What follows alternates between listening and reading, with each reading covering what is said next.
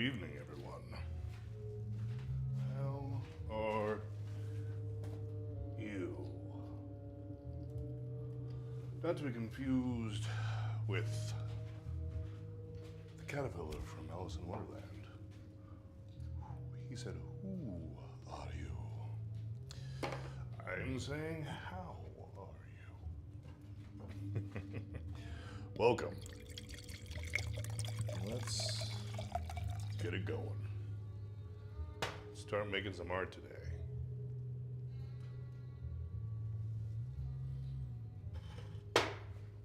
Start a little different tonight. Tonight we are going to begin with tinfoil. We're going to work on this very neglected bird.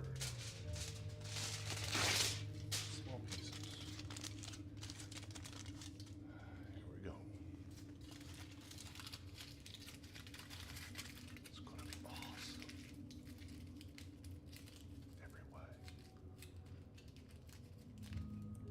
Going to use the tinfoil as a filler, but also add structural rigidity before applying clay. And because of the texture of the tinfoil, it will grab onto it.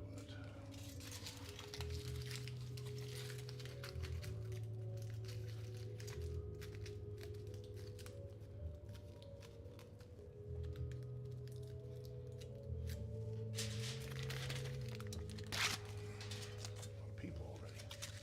How y'all doing? Who's got what to say?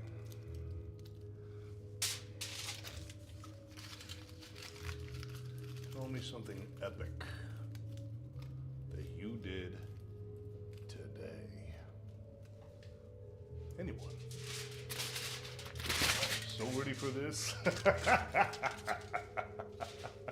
Oh my God, River City Raven, you are fabulous. And I say that in the most masculine way possible. Fabulous. Thank you. I appreciate it.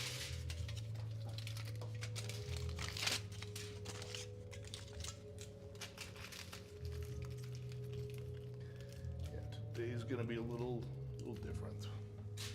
Getting in there finally.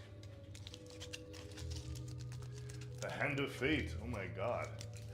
Repeat people who know the narrative. They know what's going on. Yes, the name of this piece is Hand of Fate. Flattered, actually. You guys remember. Pretty awesome for me to have that experience.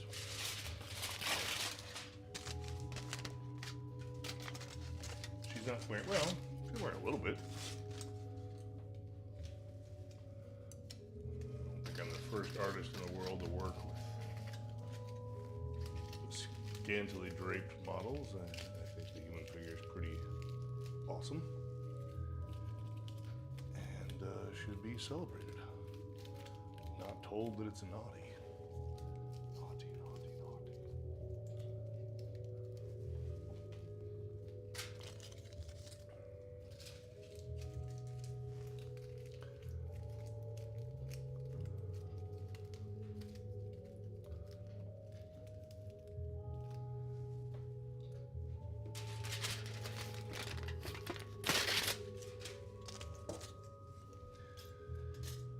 Let's see. Creating a little bit of structure for us to drop this clay onto. That's the name of the game right now. Fill in mass, create rigidity. That's what it's all about right now.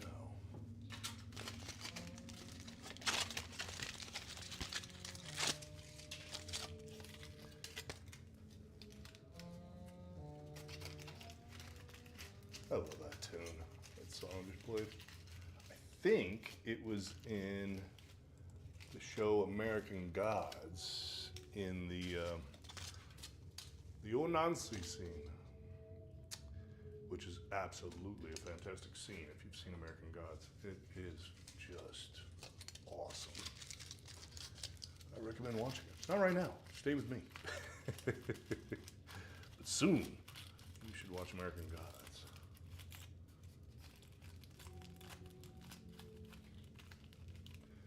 I had the pleasure of working with the creator of American Gods once.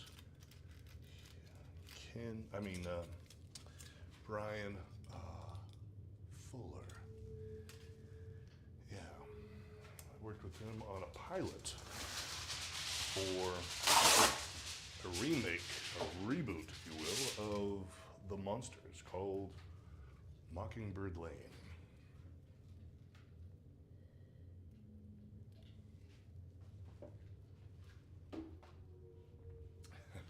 Thank you.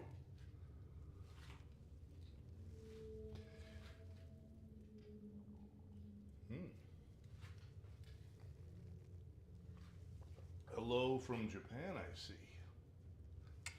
Thank you for dialing in. This is my very first time on Instagram as well. Never done this.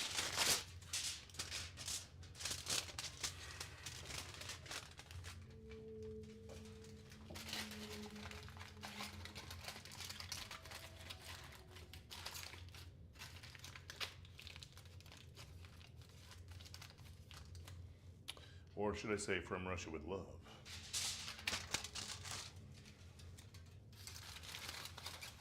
Or from Tokyo with ambivalence, you know.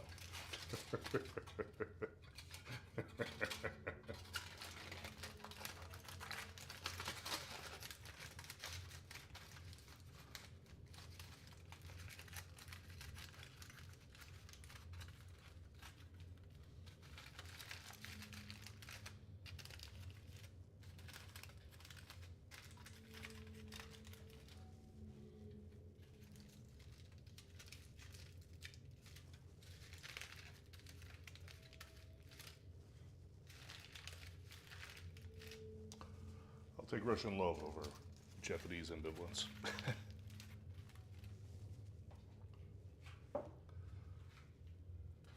Thank you. I haven't tested the audio, so I don't personally know how the tinfoil comes across. Is it terrible and scathing, or is it okay on the audio to hear the tinfoil?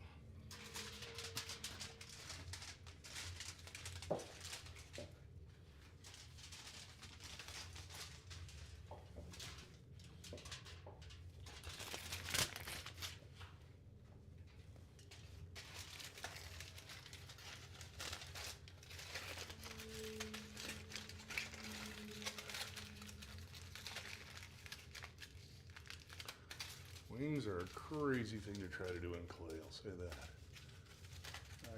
I've been holding off on it for a long time. I'm kind of avoiding it. Perhaps a little bit afraid. But not anymore. Tonight, we are going in.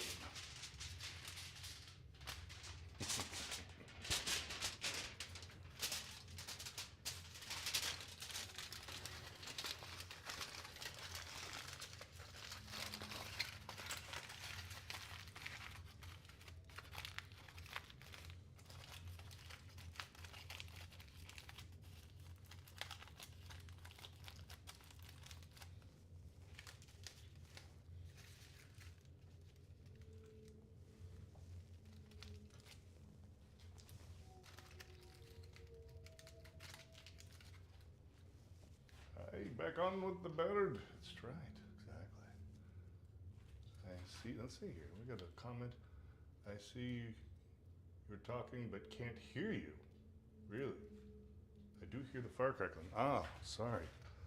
I know what I need to do. Thank you for that.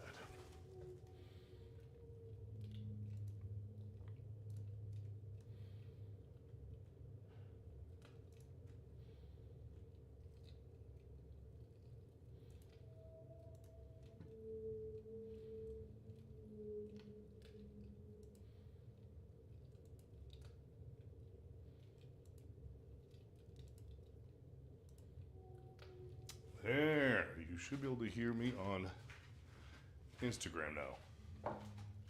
Give me a heads up. Let me know if you hear me.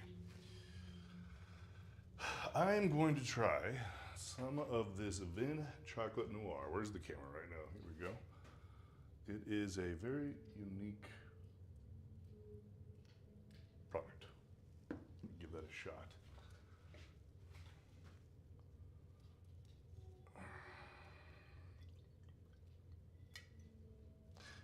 And let's see here. I think I have a description of it. Do I?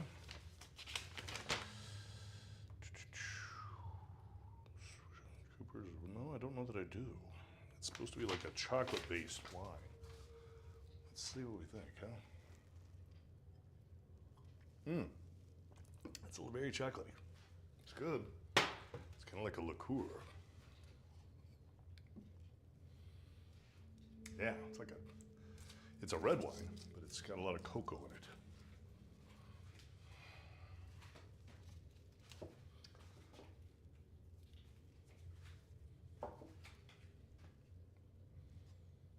Okay, now where did it go?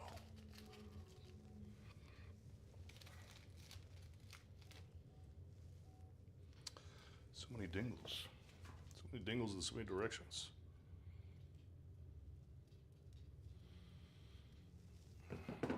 Sorry, very distracted. A lot of devices dingling at me from different directions.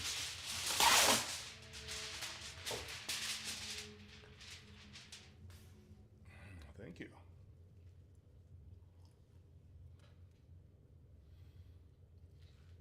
I feel like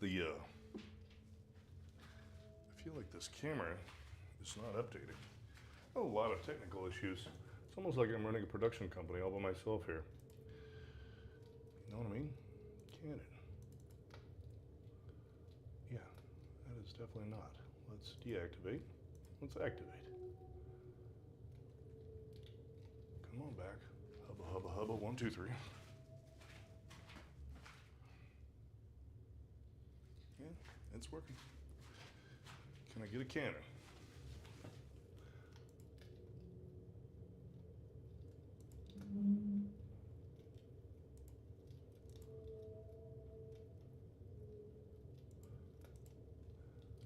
Oh no.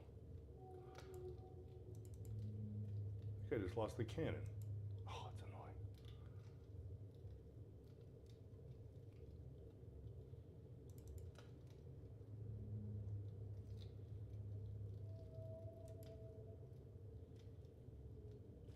Please work. Pretty please.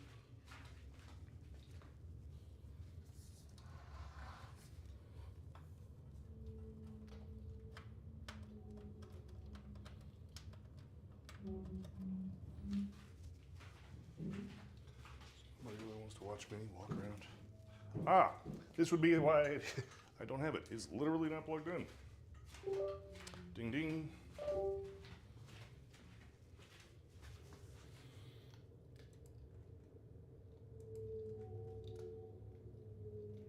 There we go. Okay. All right, back up. Sorry about all that.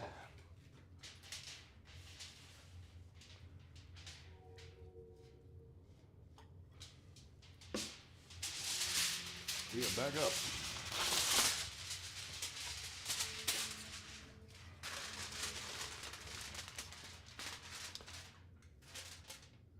The delay between YouTube and Twitch is crazy. Yeah, it's there. Every side has its own latency. I just went up on Instagram tonight, so I'm a little bit stressed about that just because it's something new. And the latency on that is huge. Like, I don't know, like 30 seconds.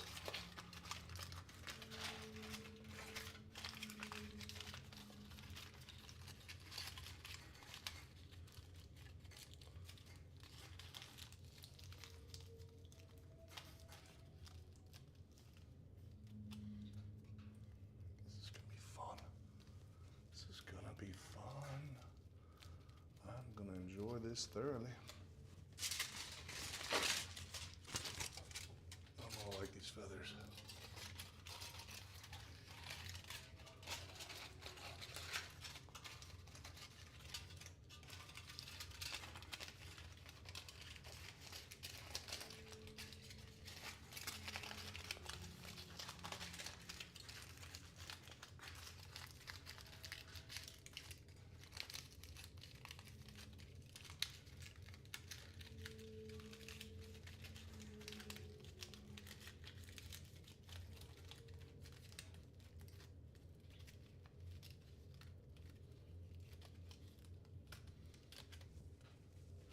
Thank you.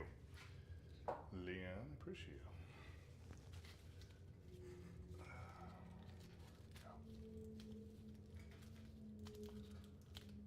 Okay. This is going to be an architectural challenge getting that structure replaced.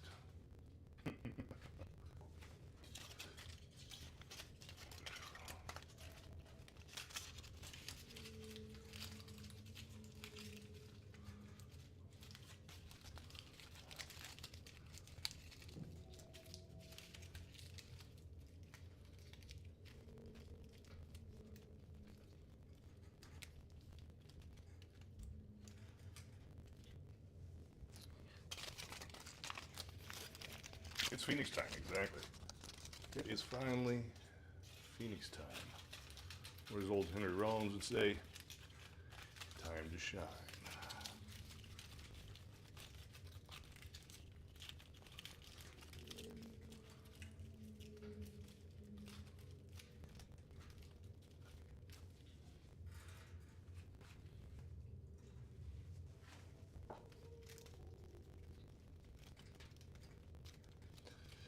Old Henry Rollins.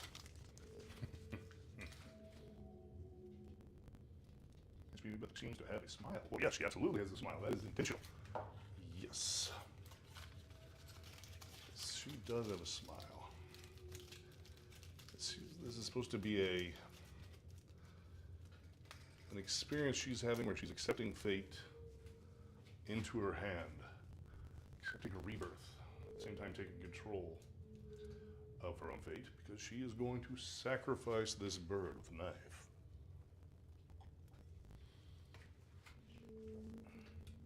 I referenced Rollins as in Henry Rollins. He has a song called Shine that I absolutely adore.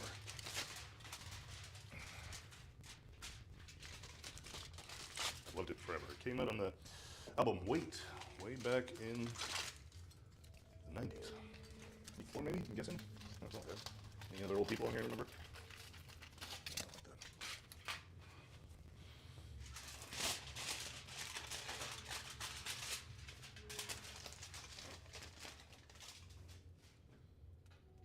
Gotta eat my candy. I like that response. Gotta eat my candy. I don't know what you be talking about, but I gotta eat my candy. Speaking of, I'm gonna eat my candy, my chocolate.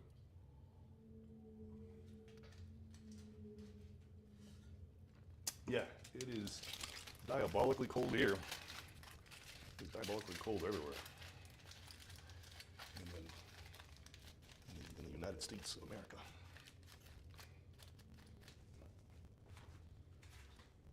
I'm drinking two kinds of wine. You're absolutely right. I'm drinking. This is more like my drinking wine, and this is my sipping wine.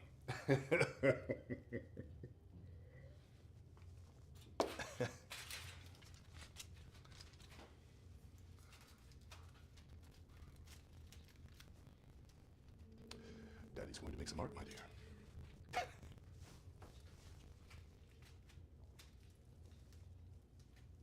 Gaijin Mark, hello. What do you think of the new platform?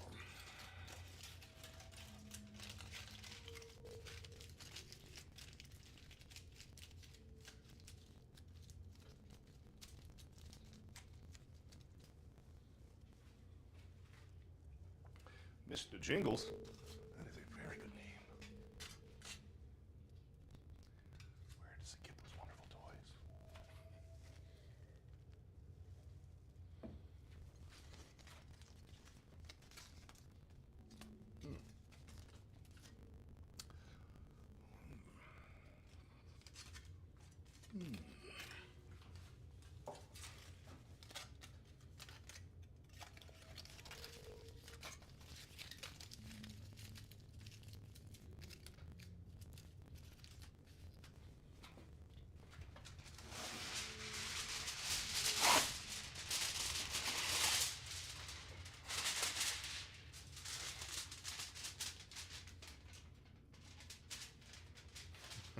Wow, I like joy. I presume that is a positive response.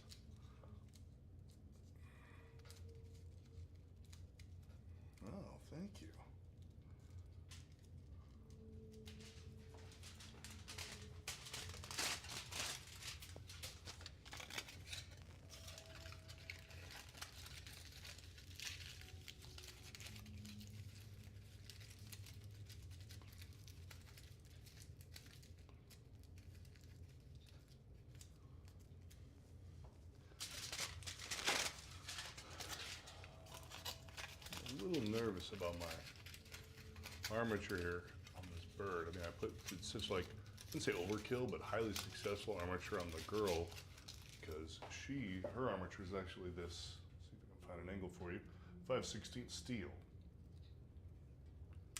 That is what's holding her up. So that goes through her entire body and through this front leg and through this cloth down here. So she's very supported. And this bird is pretty well supported. It's got about 1/8 inch steel here at the base. But it has one point of contact with her. And then obviously this whole wing structure is an even thinner wire. It's doubled up.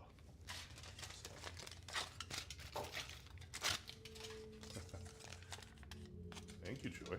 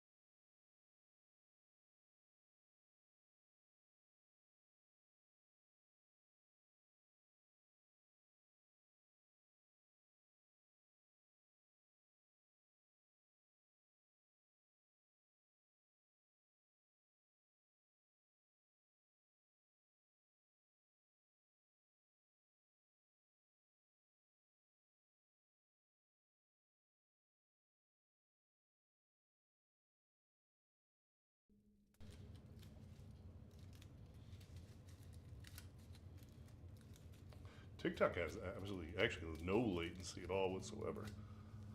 Instagram has very long latency. I don't know, on the other two platforms, I'm not sure which one's longer.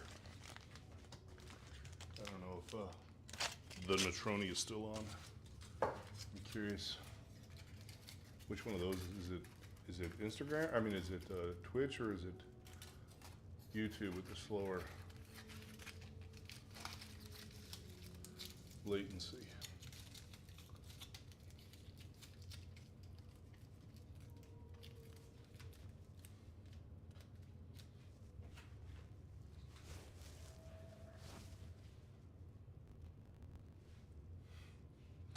Thank you.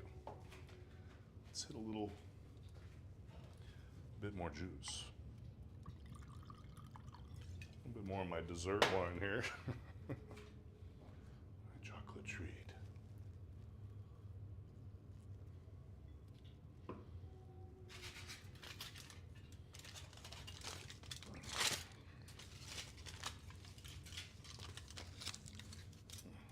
Longer piece.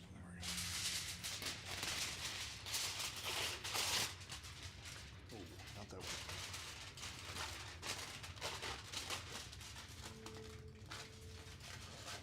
There we go.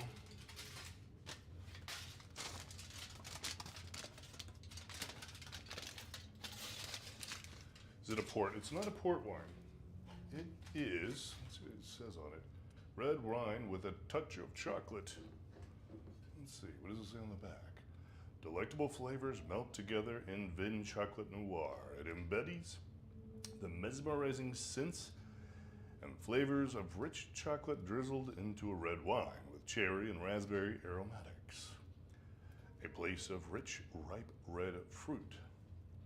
A palate of rich, ripe red fruit is glazed with a touch of chocolate flavor. flowing into a lasting finish, balanced and intriguing. A cocoa and berry finish extends the allure of this wine. In case you guys are interested. I have been working on this off and on through January. Took a time off here, got sick, a few days here and there, that sort of thing. I think I did some math the other day. I'm probably at, to answer very specifically your question, I'm probably about 45 hours into this project. If I had to guess. But you can see the whole thing if you go to the YouTube page. I've got it all. It's all still up because I'm streaming on YouTube, so all those old videos are still there on YouTube. You can see it all. Good, the bad, and the ugly. There's definitely some ugly. In the beginning, there was some ugly. And some ugly experiences at the beginning of this girl. First night trying to bend this steel with my hands, I broke it in half. Like an old school strongman competition, but ugly. Very, very ugly.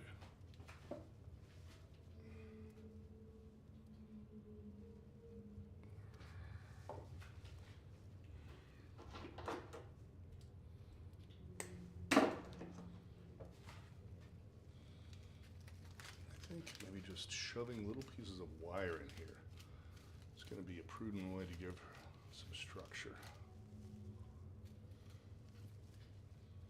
That's what I think. That's what I think.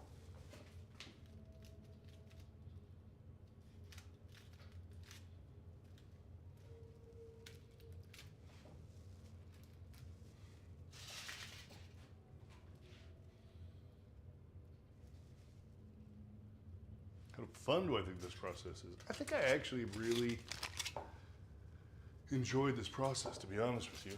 I think it's been a winner for me. I think I've kind of like coming home a little bit, you know, like remembering who I am.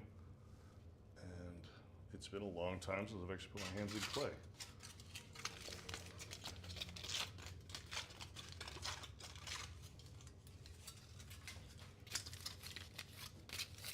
So, in that regard, I'd say this is a full-on 10.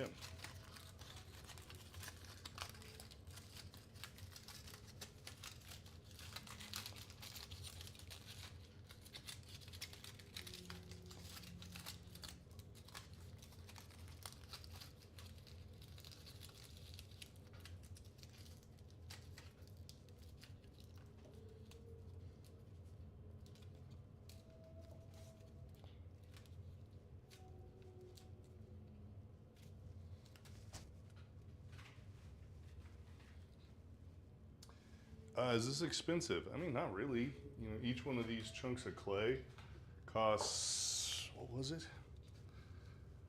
Was it 15 bucks, I think? For this, like 4.5 pounds. I've probably got like 6 of them into this thing. You could save some money by using more filler, tin foil, which is cheaper.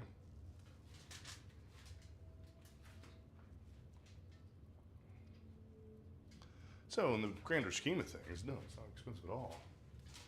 But, you know, 10 bucks is not very much unless you don't have 10 bucks. I mean, that's a lot of money. I've been there. I've been the guy without 10 bucks, so I'm not gonna make any kind of judgment call and be dismissive. If 10 bucks is a lot to you, then I feel for you. More importantly, I feel you, because like I said, I've been there. Been the guy without 10 bucks. I've been the guy that didn't eat dinner.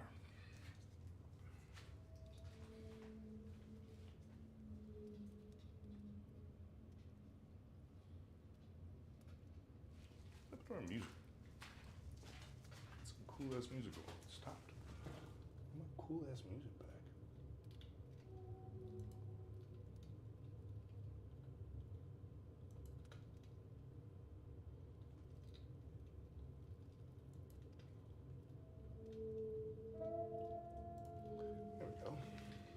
My cool music back.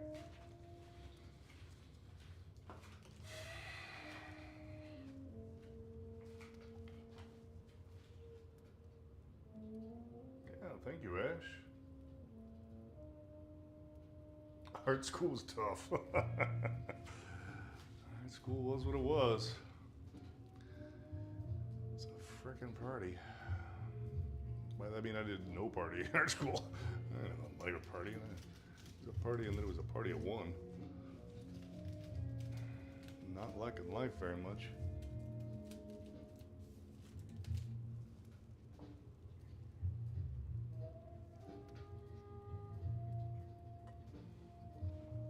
There we go. Can't believe I went that long without any music. Good God.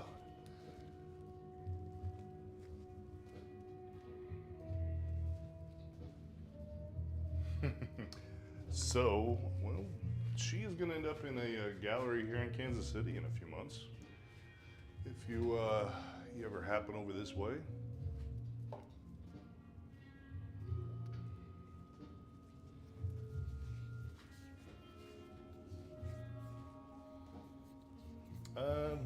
The music is, well, I'll just tell you. It's kind of it's experimental jazz, which is my favorite. And this particular one is Joel Fausto. Love me some Joel Fausto. But if you really like this kind of music, I would check out the Twin Peaks Fire Walk with Me soundtrack. It is said bomb.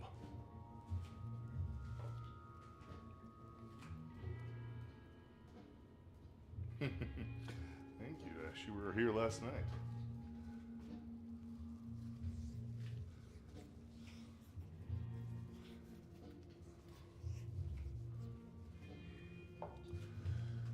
For you to have said explanation available in your recall means you were here. There we go. Clay is grabbing nicely, I think, to that tin foil. I may run out of clay tonight, which is gonna make me a sad monkey.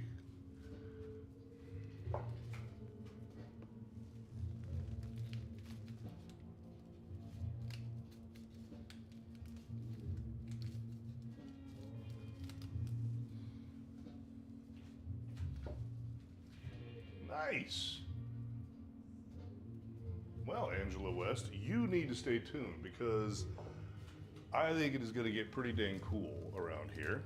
For me, I think it's going to be cool because I am, oh, he would kill me if he knew I was about to tell you this, but I am friends with the owner of the Green Lady Lounge.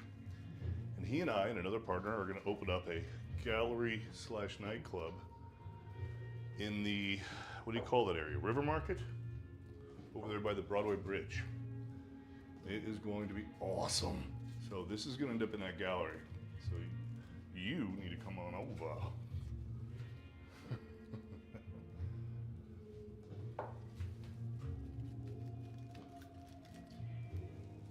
It'll be a few months.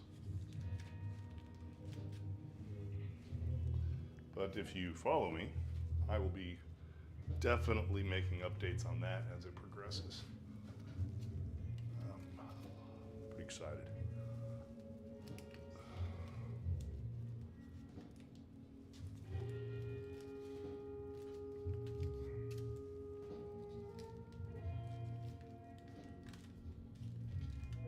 I can hook you up a little special treatment on the opening night or something, you know what I mean?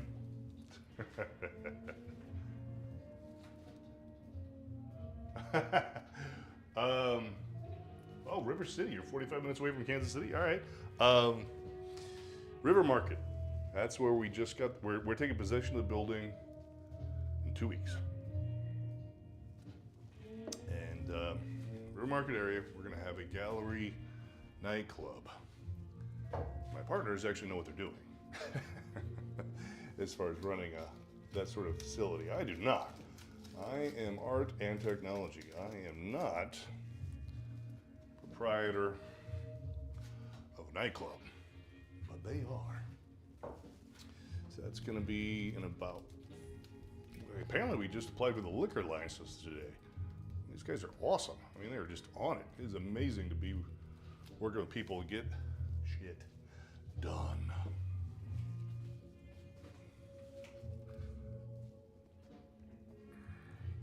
I guess that makes sense. Your name is River City, right? You be in River City, huh? Yeah, it's gonna be cool. I'm gonna cast this first in resin to test the process. And then, yes, I'm gonna do an alloy. Probably, I mean, I've definitely been saying bronze, but that might just because I have like old school art envy. You know, like one of my buddies on Twitch, Mr. Boombody, was saying, hey man, I like silver colored stuff like pewter. But then he kind of called me a weenie and he's like, just do it in silver, man. I'm like, yeah, that'd be cool.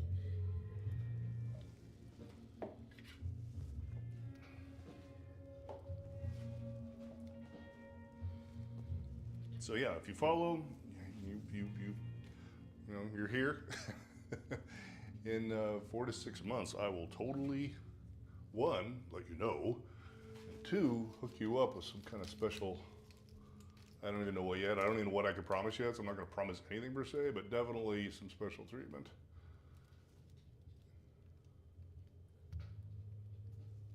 This is working out nicely. The clay's actually giving some structural rigidity. It's pretty cool.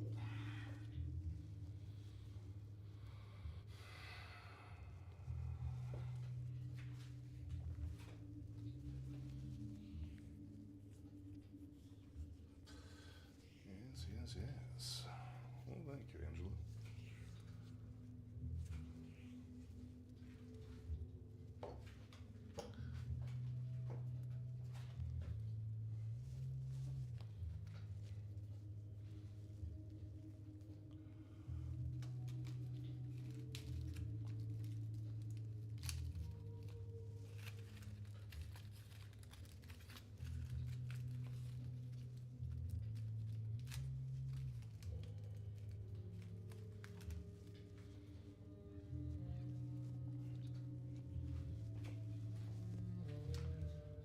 Ah, user 169 is just jumping in there. Like, what is this?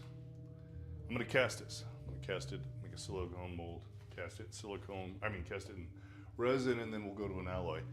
Well, this is a female figure, obviously, a little mythical. She's basically floating. And she's reaching out, as you can see, a bird landing in her hand. This bird, as I get into it, I'm gonna make more, hopefully it reads as being made of flame rather than feathers, kind of like her hair was intentionally trying to be indicative of flame. And so the idea is they were as phoenix, which is symbolism of rebirth, regeneration, landing in her hand. But she's accepting it in, right? And it's coming in. She's got a pleasant smile on her face. You can see there, yeah. But if you're paying attention, you'll notice in her other hand, she has a knife. For me, I think it's important to take control of your own fate. So in her case, she's literally going to sacrifice the phoenix. She's not going to let the phoenix just reincarnate right in front of her. She is going to take control of her own destiny, manifest her own reincarnation, sacrifice her own phoenix, and become who she might become. That's what it means to me. Doesn't mean it has to mean to you. That's what I be thinking about while I'm doing it. That's what I be doing.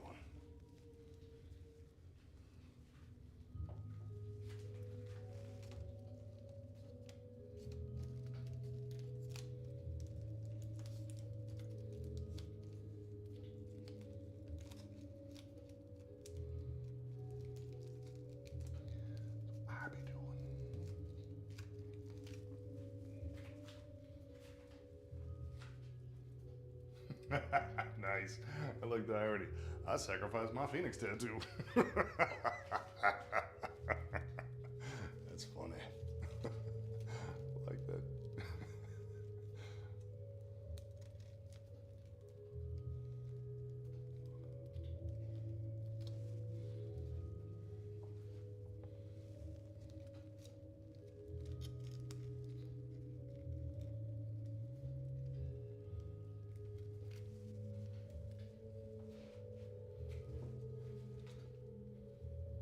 The reverse of an old Greek coin. You might have to educate me on that.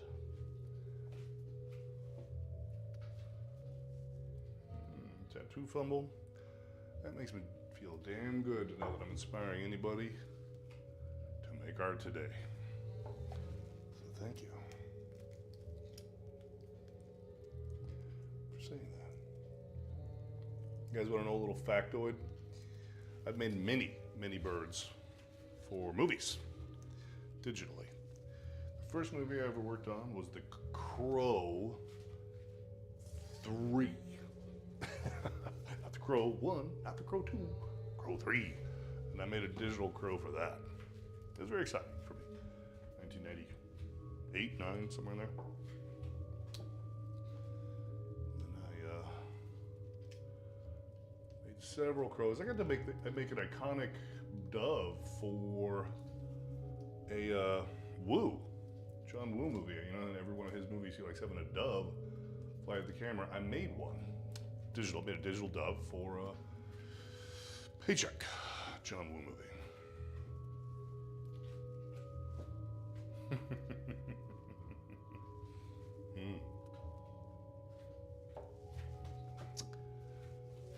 And let's see, I made a crow crawl out of the mouth of Jonah Hex, a Marvel movie a few years ago, 10 years maybe. All three of your grandchildren are named after crows, goodness. Or after birds, wow, that's cool. Yeah, so I made a crow crawl out. That was a pretty cool shot. There's a scene where Jonah Hex is having some kind of spasm attack. Actually, it was my team and I had a team of animators working for me, made a crow crawl out of his mouth. That was cool. And let's see, recently, a couple years ago, I did a crow for the show Wednesday. There's a shot, I haven't actually seen it, but apparently somewhere in the show there's a crow in a tapestry that comes alive and flies out of the tapestry. I made that crow.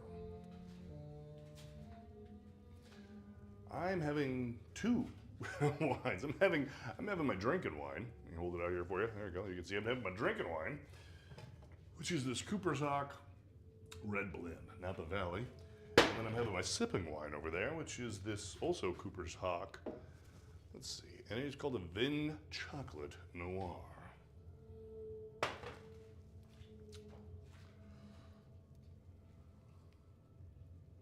You saw the Wednesday Crow? How was it? I haven't seen it. Was it cool, or are you about to make fun of me?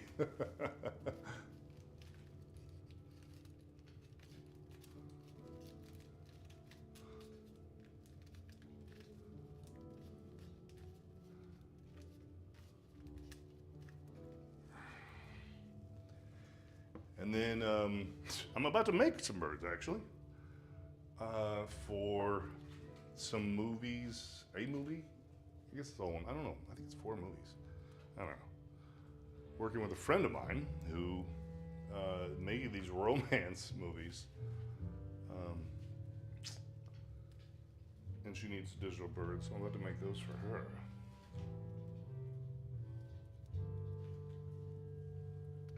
Lady Freedom.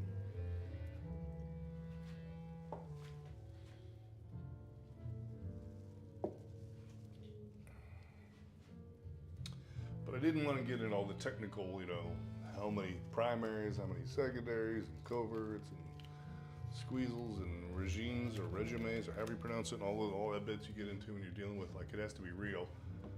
This is much more like, I want to keep it loose, and I want these feathers to look like flames. I don't want anybody sitting here counting feathers. I want this to look like flame coming off the body. Yeah. Different sort of thing.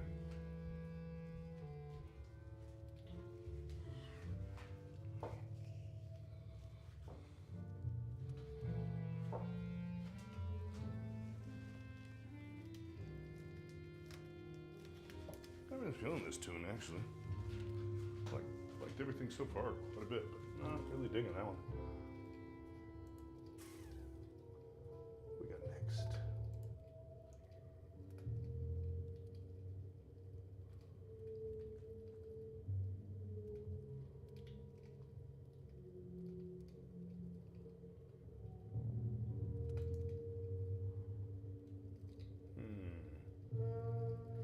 That's cool. that.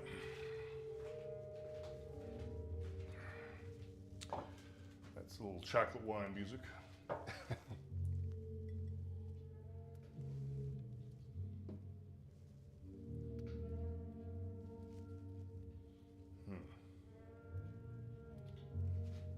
Nemo, what's up, man?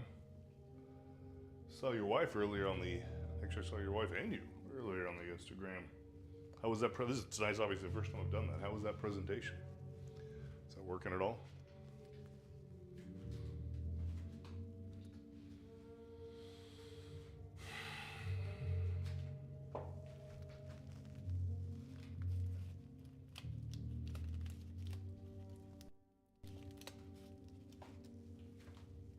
Looks fairly tidy. That's a pretty massive compliment coming from you. I appreciate that.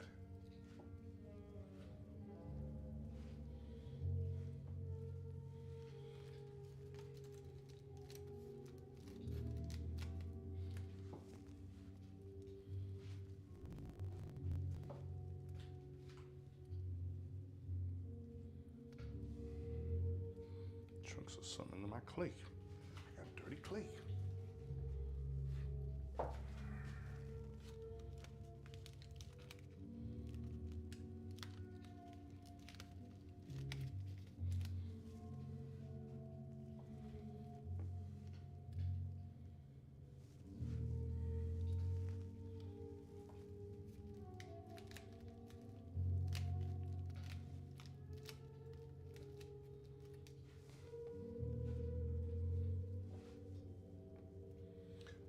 Run out of bird or run out of clay before I run out of bird.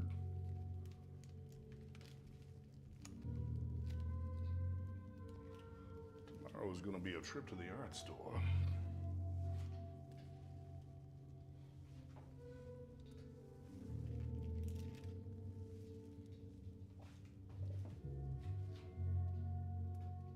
I did. I put some clothes on her ass. It's actually decreased the amount of naughty flags I've gotten from TikTok by quite a bit. Yes, Megan Gray, we're working on a bird tonight. Yeah, thank you. Yeah, I did. Well, I was looking at, I can't even think of the name of it. There's this amazing, I have to look it up to find it, sculpture that kind of inspired me. It was marble, where there was very, very nude, figurative, indicative, but there was this thin drapery, and it was just so elegant. It actually looked translucent the way the skill of the sculptor was moving the shading from the shape to produce the illusion of a translucent fabric, even though it was made out of marble. I'm like, holy crap, that is some next level skill right there. So of course, I instantly want to aspire. This is going to be called The Hand of Fate.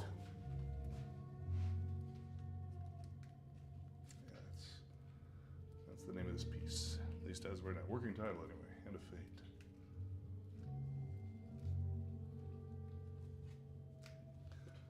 That's the idea.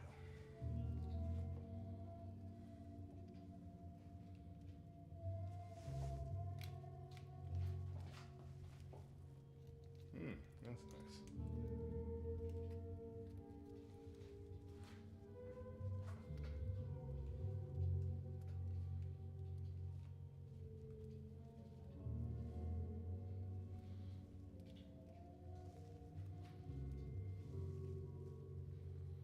Well, Brandy loves more than music.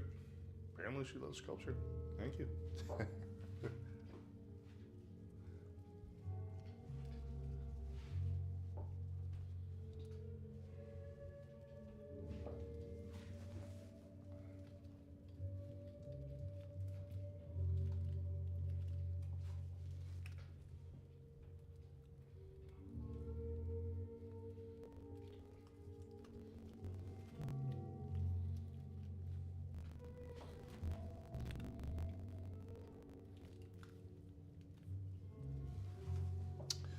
More of this chocolate wine. Oh, yes. Chocolate wine. The snake and bunny girl painting. Nice. Yeah, this is a winery here in the States. Cooper's Hawk. This is a red wine with touch of chocolate for fat bastards who like to drink their dessert.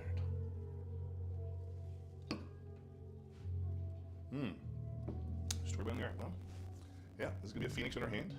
It's landing. If you just look at the theatrics, landing in her hand. She's letting it land in her hand. She's accepting it openly, smiling at it. But in her other hand, you might notice she has a knife.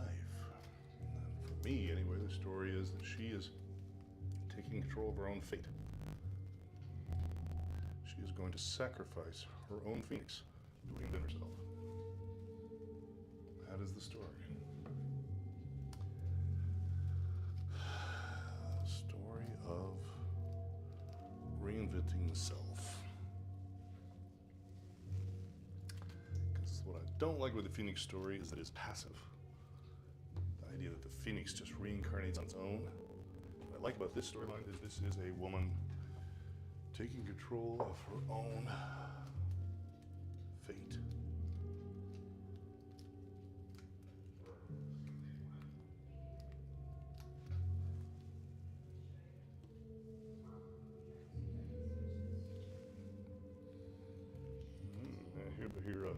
I hear my doctor wife coming. She won't come on screen. Hi, who's this? Hi. How are you? Oh, Bill. Oh my God. Hello, Bill. Indonesia or Vietnam or Philippines or wherever you're hanging out nowadays.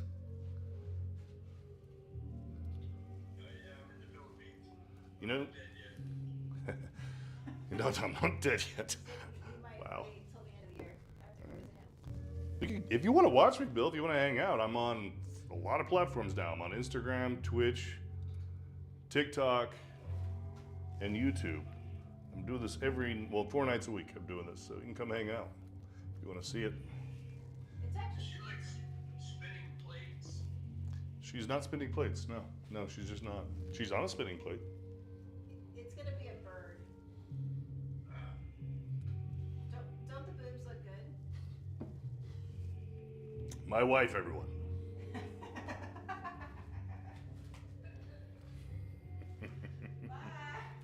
Hi. Boom Body, how you doing, man? Thank you for joining. Welcome to Fantasy Island.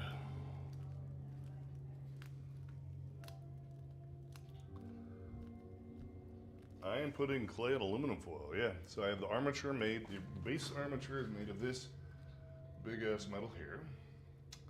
5/16 steel, goes through her entire body like a skeleton. Then I've got a thinner wire. I have an example of that, about 1/8 inch thick somewhere. I don't have an example of it. And then I've got an even thinner wire, which I do have an example of. All right, and this is what I've built her out of. And then on top of that, I'm sitting tinfoil as both a filler and a structural support.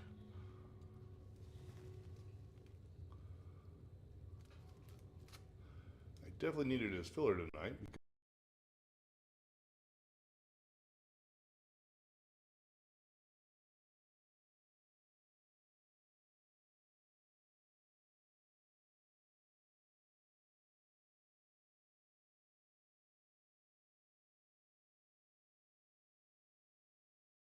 Because I'm almost out of clay. This is the end of the clay right here. Can't even see it. There you go. That's the end of the clay. That's all I got. So we have to be frugal. We get to the art store tomorrow.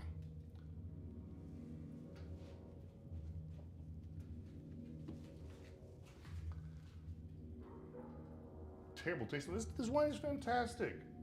You're a hater.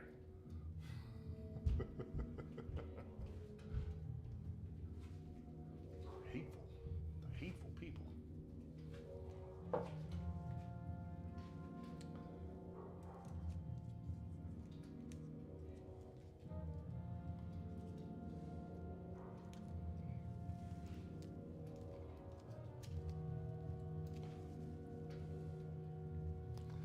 What happens to the tinfoil steel when you fire it up? I'm not going to fire it up. So this is plastilina, an oil-based clay, so it would not fire.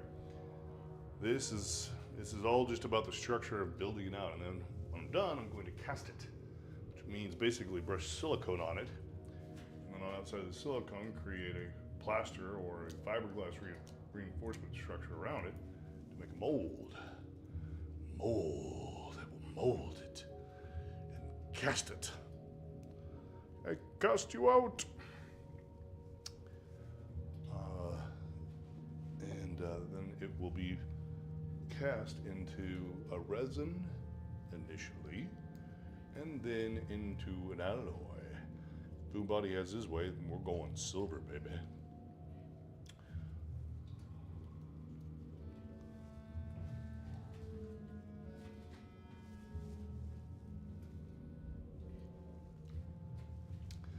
Yeah, I've been really kind of a weenie in regards to this bird. I've been avoiding it for a while, been a little intimidated by my own vision, so it's about to get exciting again, at least for me, of endeavoring to hopefully do something awesome. Hopefully.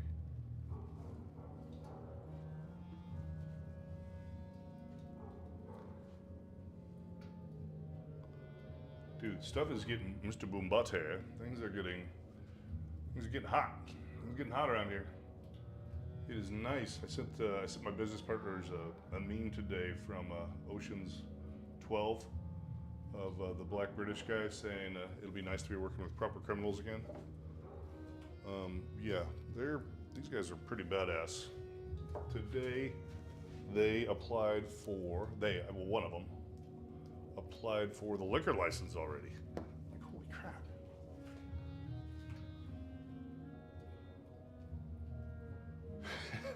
Nice. Yeah, we might have to hit some antique stores, see what we can find. Yeah, these guys are not messing around, man. I gotta get my A game on. It's gonna be weird feeling like I gotta catch up. I gotta keep up with these old guys. These guys are actually older than me, both of them. So I guess it's good.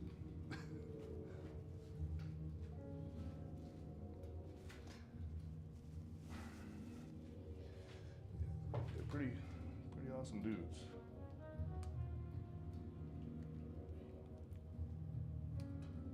Good at the getting shit done thing, I would say.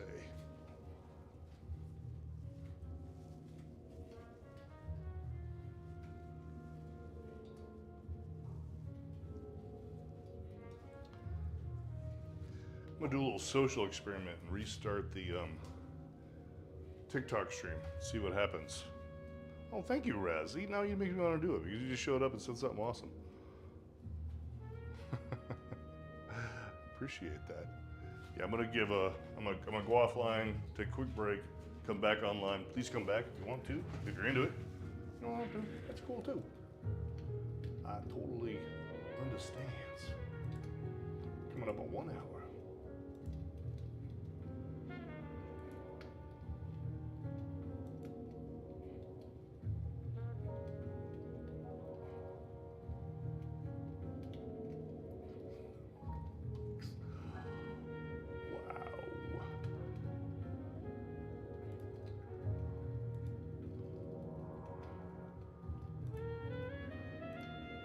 Crazy. It's good to be loved, I guess. So yeah, I started Mr. Beau Body again. I started modeling, doing a 3D model of the base floor of the club today. I just mixed my wines. Okay. All right. Well, that's awesome. Just put it in here. It's a new kind of red blend. Homemade red blend. Hello, Kayla. Yeah, I started 3D modeling the first floor of the nightclub today. And it was cool to see, right? Just to kind of start visualizing. This thing's gonna be off the hook. I'm working on a projector screen walls. One of them is gonna be, let's see, we're talking about 40 meters, 120 feet approximately, one wall, one video projection wall, and then another wall that will be, what was it, 19 meters, I think. So, yeah, like 50-ish feet or something. So 2-wall video projector that touch each other is the design. And it is going to be pretty epic. This little nightclub we're designing. It's going to be epic.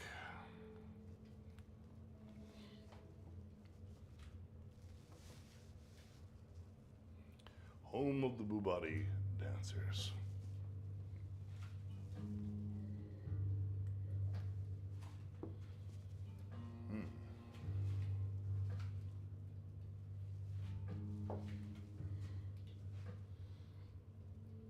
Home of the Bugatti dancers. We've actually been dialoguing about names. I would love your feedback. Actually, anyone on the stream wants to give me feedback on a nightclub, art gallery, combination, gallery and club. And it's gonna have an analog floor, things like this are happening, and it's gonna have a digital floor with huge digital projectors. And I like, one of the names is Bell, B-E-L-L-E, or Bella, B-E-L-A. Another name that got thrown around recently was Altair, A-L-T-A-I-R, or Altera. So Belle and Bella both mean beautiful, one in French, one in Italian, both feminine. And by the way, in case you didn't know this, they're the feminine version of my name. And then Altair is a reference to, Boombody, are you listening? Are you paying attention? Are you present? Altair is a reference to Forbidden Planet. The city, or the planet that they went to, and then it was also Altara was his daughter. Altara Morbius. And strangely enough, this was not my idea, if you can believe it. One of these other guys, these straights, as it were, these normal people I'm working with, it's their idea. Like, wow, okay. So, I'm open to any input. Live visibility restricted. I love TikTok and its nonsense.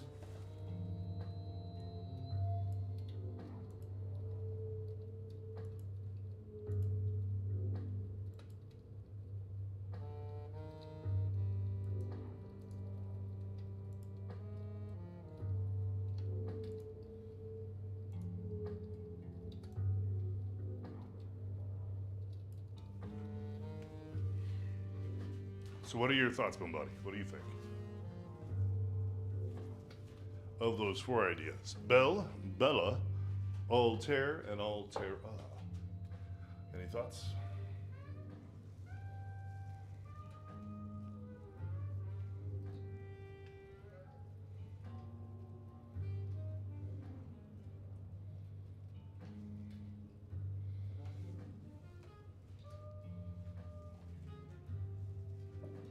Like Altair?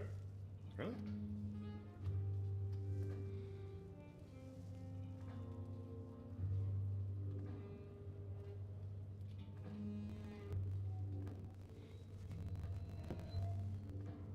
Personally, I wanted to name it Tony Montano Construction Company.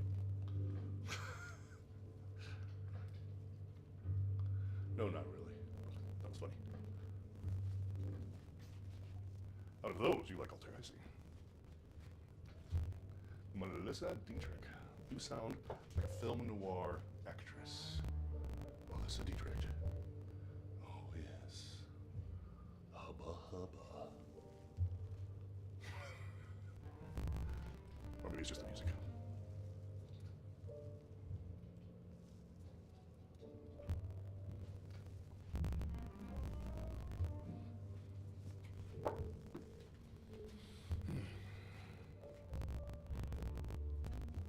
Chris Nichols was on the Instagram earlier. That's interesting. One of our buddies here from Twitch. You love sculpting. Hello. Well, sculpting loves you. I don't know what that means, but I kind of felt like saying it again. It might be the music's making me feel amorous. Sculpting loves you.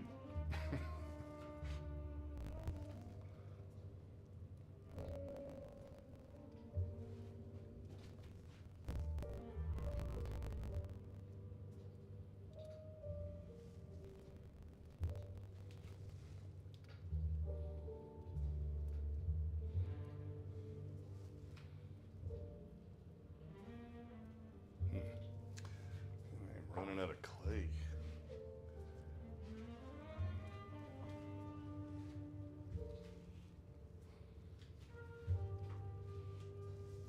I have to go back to work on a girl. So I can go get more clay tomorrow. Finish bird. Well, I won't finish the bird tomorrow, but to work on the bird. More nice and more clay. It's kind of looking good though. I kind of like it. Kind of like what's happening. Mushroom hunting with the crows. Absolutely. Yes.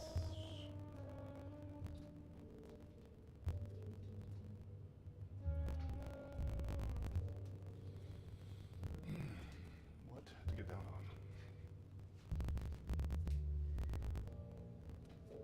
I think I'm gonna work on. You know what? I'm gonna work on drapery for a bit. Since I can't work on the bird anymore. I don't have enough clay.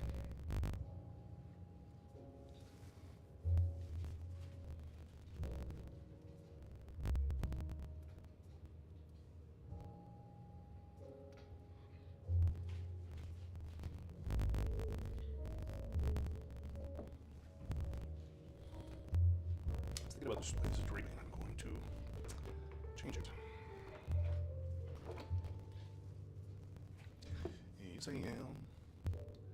We're going to come around her neck like this. The important thing is not to get emotionally attached to what you've done. You have to be willing to change it.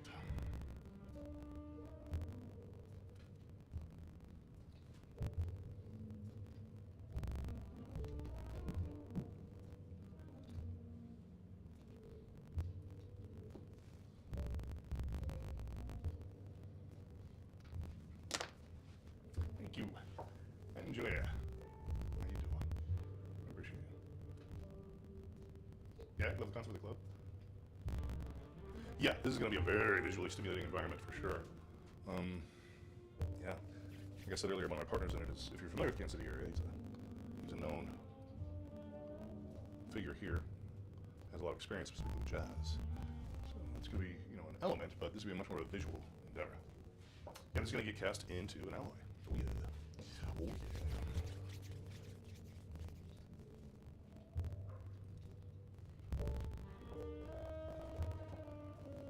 As I visualized what I'm about to do, buddy, I realized it reminded me of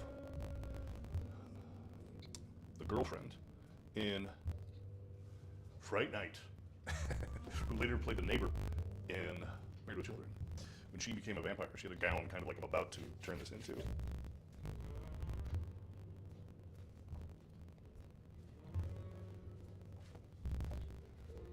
Lele, welcome. Nice.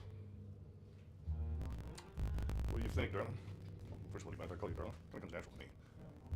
It's a general term of affection.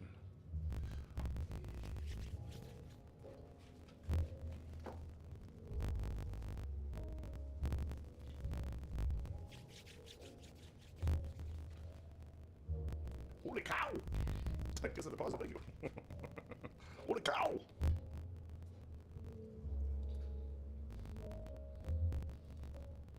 Holy, holy moly! Holy guacamole! Who's this rapping at my chamber door? You gonna come have a drink in my camera so we can see? They're all dying to see you.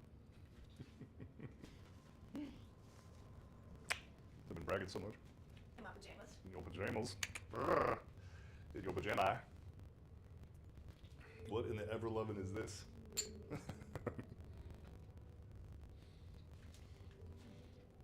Yes.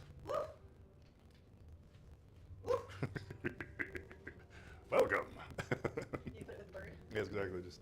We'll make this a functional thing. It's specifically designed to hold one shot glass. I think we That'd be a very different function. Remove the bird, put the shot glass in. That's why she's smiling at it. It's like, oh, I'm gonna drink that. I'm gonna drink the shit out of it. Yummy, yummy.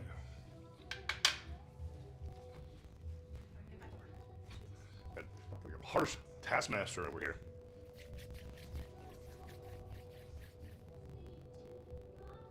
Why am I using aluminum? 2 reasons. It gives structural support, and it's also a filler because I'm running out of clay. But if that was all clay, it would actually be floppy. It wouldn't be able to hold its own weight, so that'd be bad. So it needs a structural support. So regardless, I would use clay. Use tin foil to support. And then, so I don't want this here now.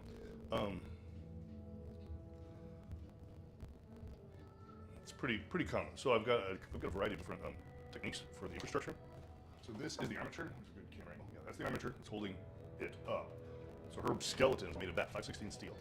And then on top of that is some, into this music. On top of that is some about 1/8 inch thick wiring. And on top of that is some like 16th inch steel wiring. Cryptid kitchen is here. I did give her a little bit of clothes, it's true.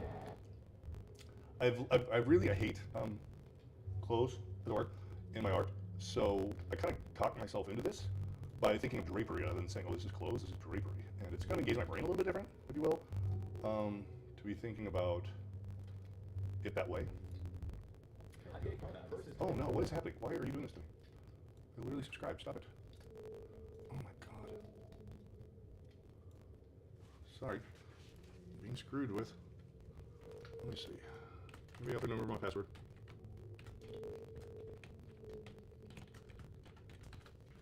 I'll count my keystrokes. Oh my God.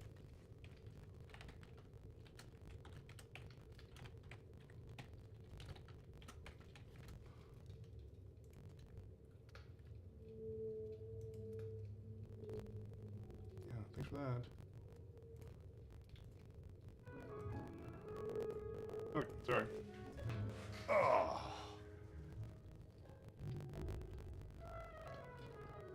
Yeah, so yeah, I hate clothing. Actually, in my opinion, a nude is not profane. A partially nude is profane. Really bothers me. I don't like it. That being said, I was motivated initially because social media kept flagging me for nudity. It was really pissing me off. And so I kind of had to make a choice. It's like, I'm going to stop being on social media, or I'm going to find a new way to frame this for myself so I can engage. And obviously I've been aware of it, but I reintroduced myself to this amazing sculpture. And I can't actually remember the name of the artist on top of my head, but it's literally marble. Bernini, of course, did some, but marble that was cloth that looked like translucent fabric over a nude. It was absolutely stunning. So that's what motivated me. Devil's Armor. What does it say? Oh, Devaria? Thank you. Hello. I'm gonna have to cast this. I'm gonna cast it, mold it, and cast it in resin and an alloy, like bronze. That's what I'm gonna do. Right after I change this. I don't like this.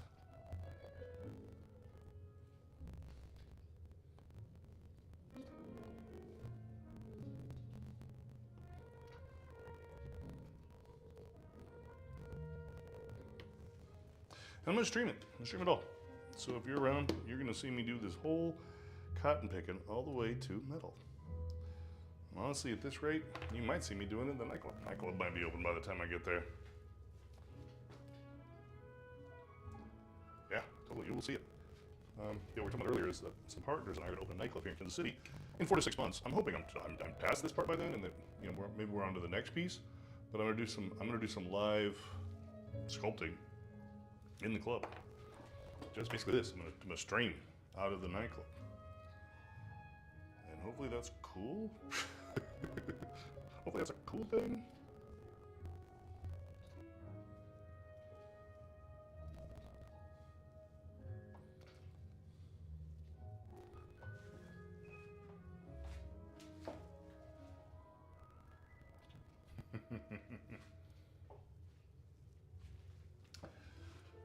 Yeah, I've got some partners in this endeavor that know what they're doing, so that's really cool. Because I don't, right? I've got a lot of experience. I've done a lot of things. Running a nightclub? Not one of them. So, but these guys that I'm working with know what they're doing. Actually, if you're still out there, River City girl, do you remember a club here in Kansas City called Society? Yeah, you were still there.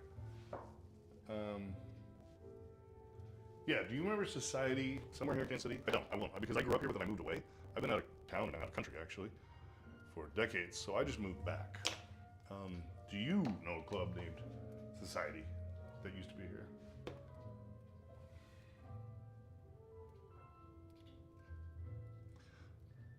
Because one of these partners used to own it, or owned it, but it's not open anymore.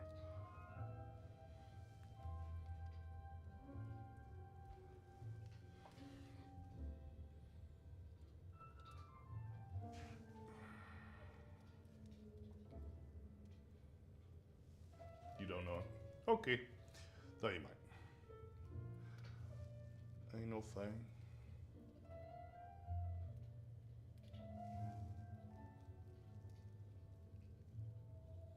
But I've been in Tokyo for the last 2 years. And so I did have a lot of interesting experiences there.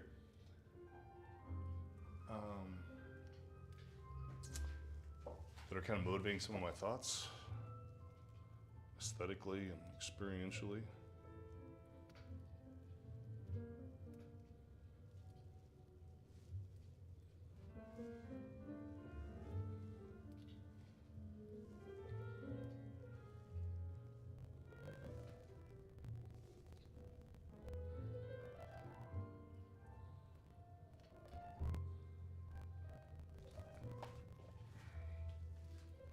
Show us what you were doing. I don't know what that means. I can spin it around. But the camera changes every 20 seconds, so you see every angle if you just relax. It'll come to you.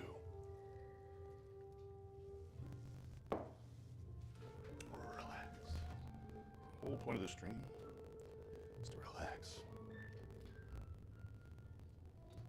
The wolf is on his way. Relax. Everything will be okay. Thank you. I appreciate that. I've put a little bit of effort into set technology, trying to figure it out. It's a bit of a poop show right now. I'm basically running 4 or 5 different pieces of software to pull this off. Different angles on the different platforms. I'm looking to streamline. Try to get it all done on one platform, one software. I think I can.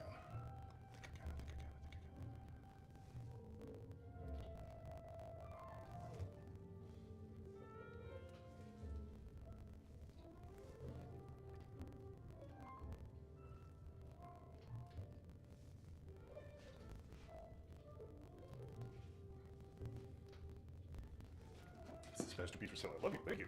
It will be. Well,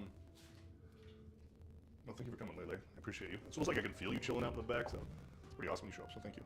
But back to the other question of, am I going to sell this? Yeah, I think I'll, you know, you'll be able to buy a cast or something, for sure. And I'll probably put resins up. They'll be a little more, you know, accessible, cost-wise. And then I'll have some alloys, like bronze, as well. Yeah, totally. I want this to get out there. I want people to see it. I want it to be part of people's lives. Perfecting noses. Must have a perfect nose. Must have a perfect nose. Our society.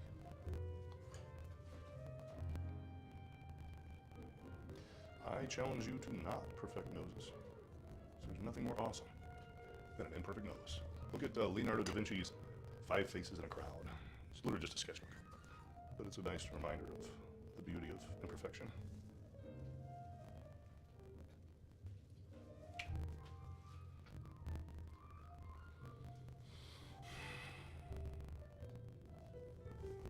Beauty of imperfection.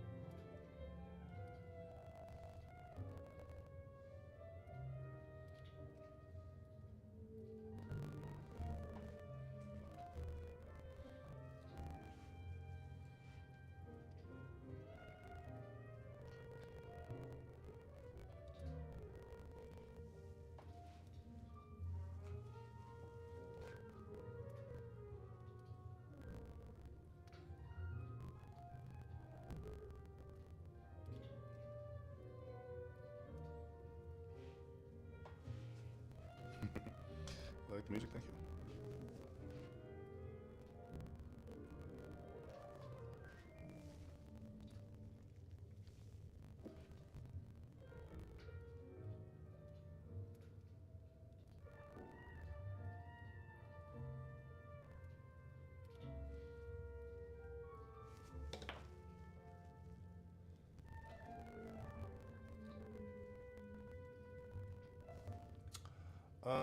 First clay shape. I don't know what you mean by clay shape.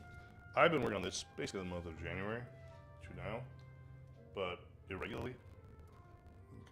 I did some rough math. I'm probably at like 45 hours or so on this piece.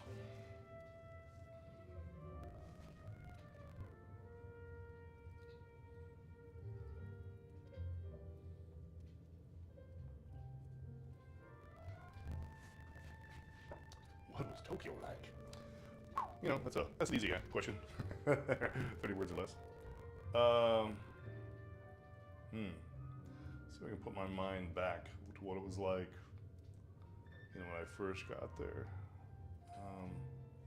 You know, got off a plane, had a friend waiting for me, went out to dinner. Was overwhelmed by how small the portions were. I'm like, oh my God, I'm going to lose a lot of weight here.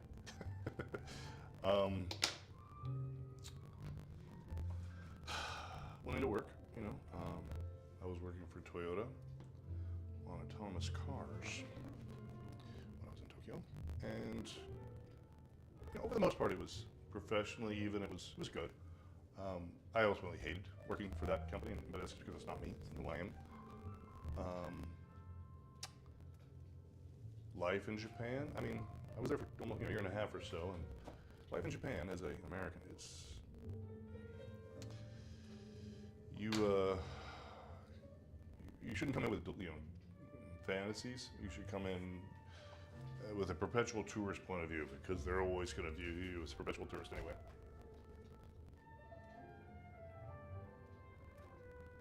No matter what, you're always an outsider, both socially and in the professional culture. They will never look at you, one, as you know, a person from there, or two, even an equal. It's the most racist place I've ever been, to be honest, but that is a little bit misleading to an American sensibility to say racist, because we have a preconception of what racist is. Japanese racism is that they really absolutely just think that they're the best in the world. They really think that everyone is less than them. That being said, they're going to be incredibly polite and cordial. And this is stuff you learn after being there for years. You go for a 6-week vacation, you'll never see it. You'll never understand.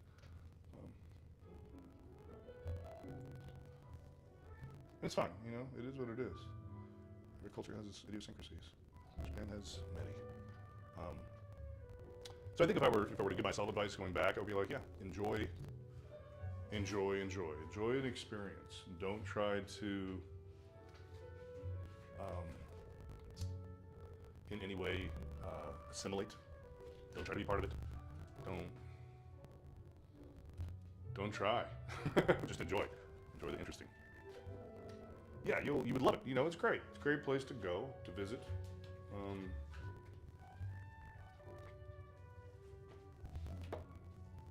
You will enjoy it. I was also in a corporate environment, which corporate environments, you know, they're a unique thing no matter where you are in the world, no matter what culture. American corporate is different than American entrepreneurship.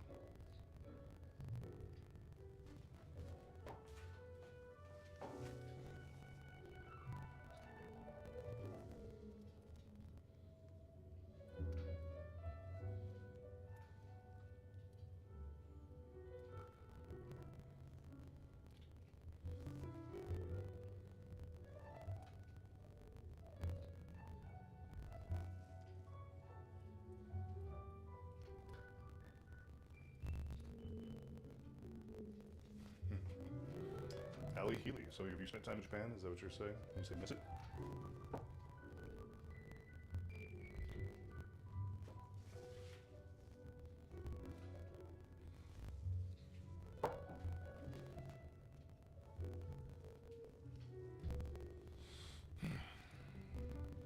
Oh, sculpting. Yeah, this is definitely like an old friend, an old lover, an old acquaintance, an old bee. Getting into this as well, like oh yeah, this is what I used to be. It's a reminder. It's a reminder of self for me as well. Absolutely.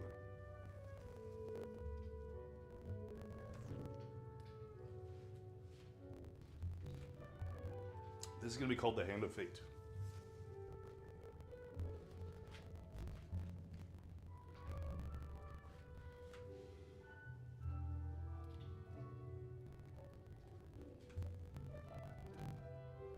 Well, Allie, let's see if I can find a camera angle for you. So that is 5/16 steel. And if you look at if you go back on the videos on YouTube, you can go all the way back to the beginning. The first couple nights, it would have a freak out show in here, bending that steel by hand on the first night until I finally broke it in half, threw it away, cussed. Came back the next night with a torch, started again, bent that so that there's that metal infrastructure goes through her entire body and makes contact with the base here at her toe and through the cloth here off of her bottom. And then you can see the smaller wire here. There's an in between 1/8" steel that goes to the bird, and the 16th that goes through her fingers, limbs, and the wings of the bird, and her hair. So a lot of steel holding this girl up. She has a little bit of tinfoil in her thoracic cage, but she's mostly clay over steel. So steel and then a little bit of tinfoil and clay. The bird is a lot of tinfoil because I want to get light and give it some strength. So the tinfoil is there to add some rigidity and strength. A little bit of structure.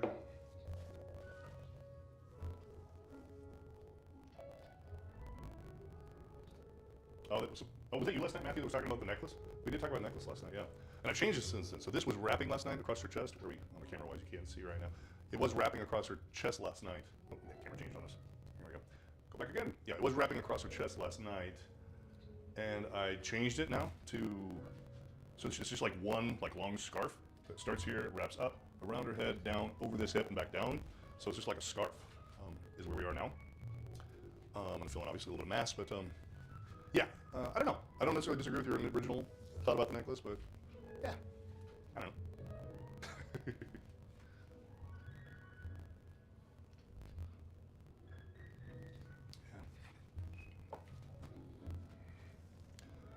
So the leathers are going to be a real challenge. I want to get some of those fun twisting shapes that we have in the hair on these feathers.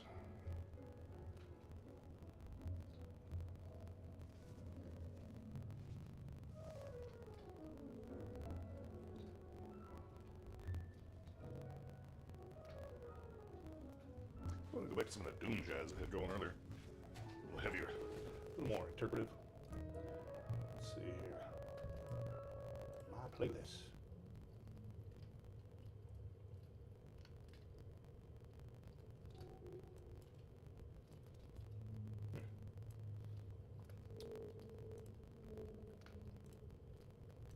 Sorry, good music up here. Dark jazz. Oh yeah, that's right.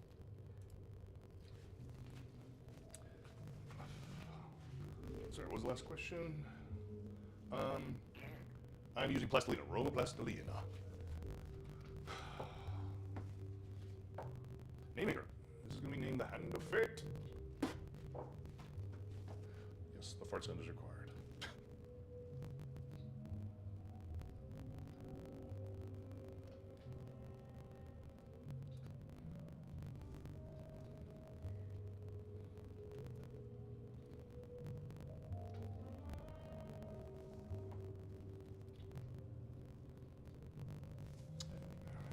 Getting some flame-like structures here. What do you think? Bubba Hubba, who do you love? Me? I'm giving away free money.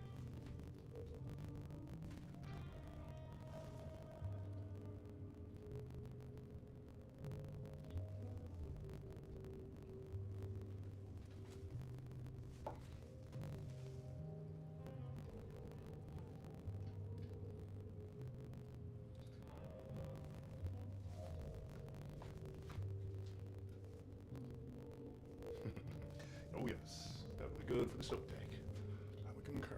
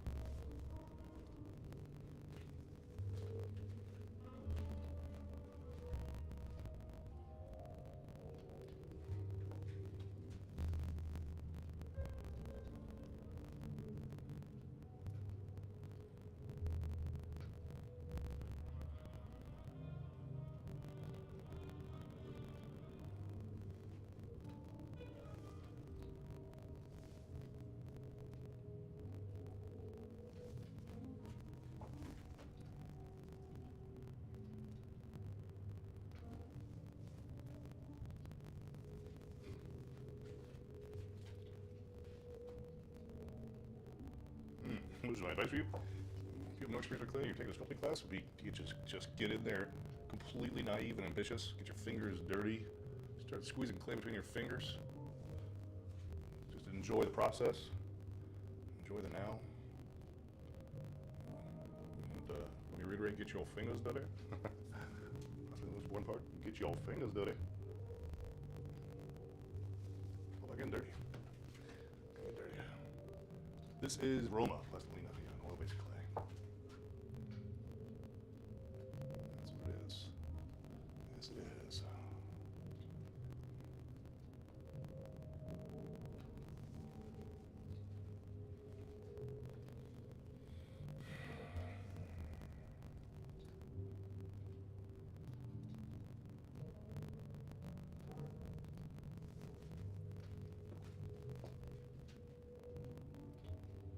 Yeah, it's oil-based, so no water needed. Go back tomorrow and just gotta warm it up a little bit. Get after it.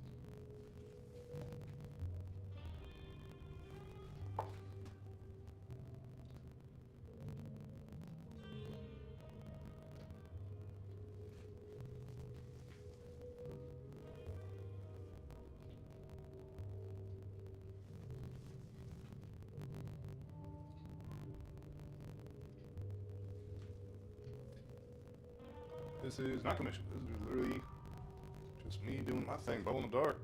Just getting in here. I'm doing it. Just doing something for the love of doing it. Or, I mean, perhaps something for your love of me doing it. Perhaps there's a little vanity there, huh? I'm not gonna judge myself.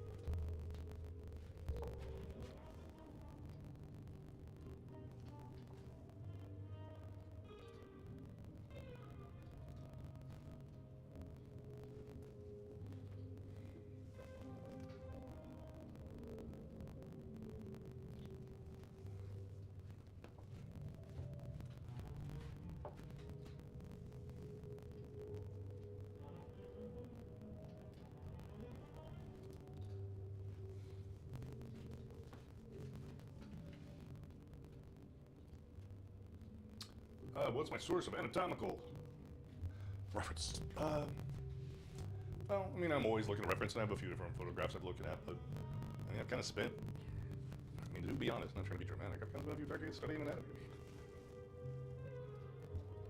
I'm trying to be prohibitive, I mean, you could do it too. I'm trying to be like, what would you call that? I'm not trying to be all grandiose or anything. You can do it too. But, yeah, I've been studying anatomy my whole life, to be honest.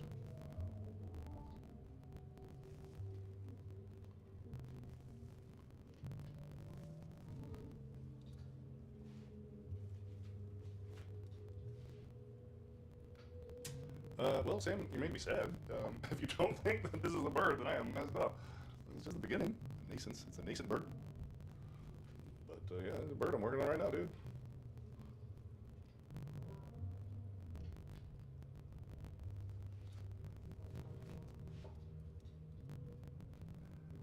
Yeah, I've got some 2D artwork actually on my TikTok marketplace and my website, beau.art. If you want to check it out, if you like 2D painting and drawing. I don't have any sculpture on there, but I will.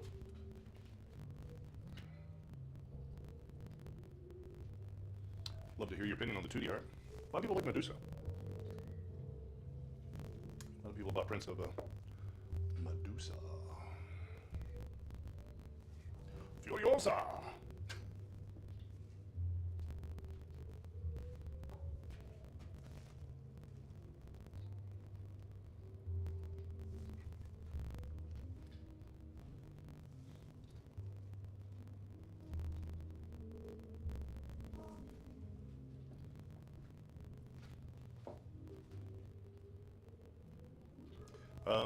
Well, I would actually invite you, Ella, to think more. There's more than just that. Look at all the different angles and look at all the things going on. And I think you're going to see even more story. You actually just touched on the beginning of the story. There is more story than that.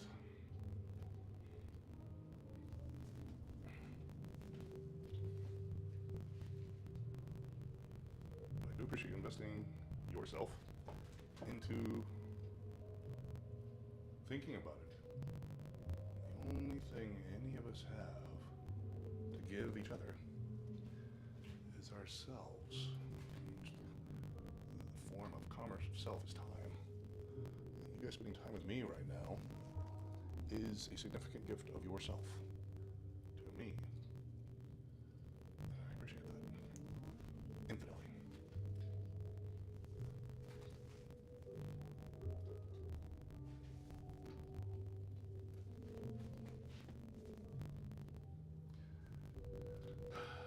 How did I get into sculpting? Something I could get all whatever. It'd be like, yeah, I've been doing my whole life, and that'd be true.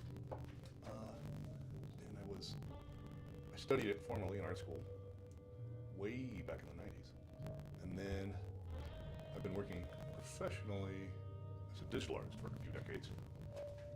And I've not spent a lot of time with my fingers in clay in a long time. So you guys are kind of watching me have a relationship with an old lover, as it were.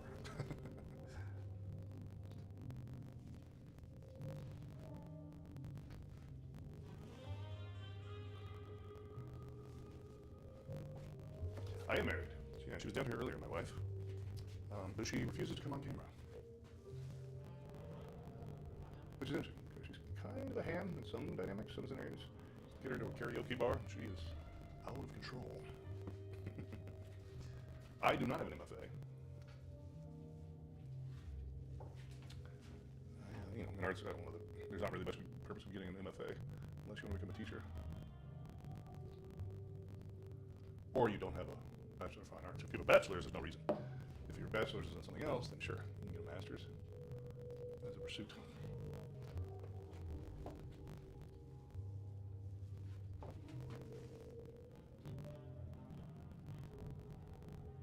If you want to be a teacher, MFA is helpful. Just it's a requisite in a lot of scenarios.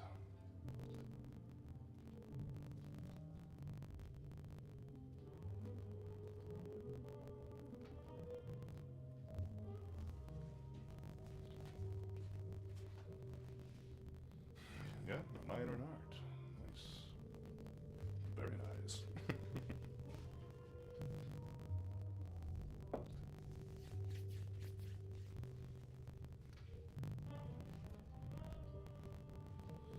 This bird is going to be an endeavor. Lots to do to make it work. Is it clay? Yes.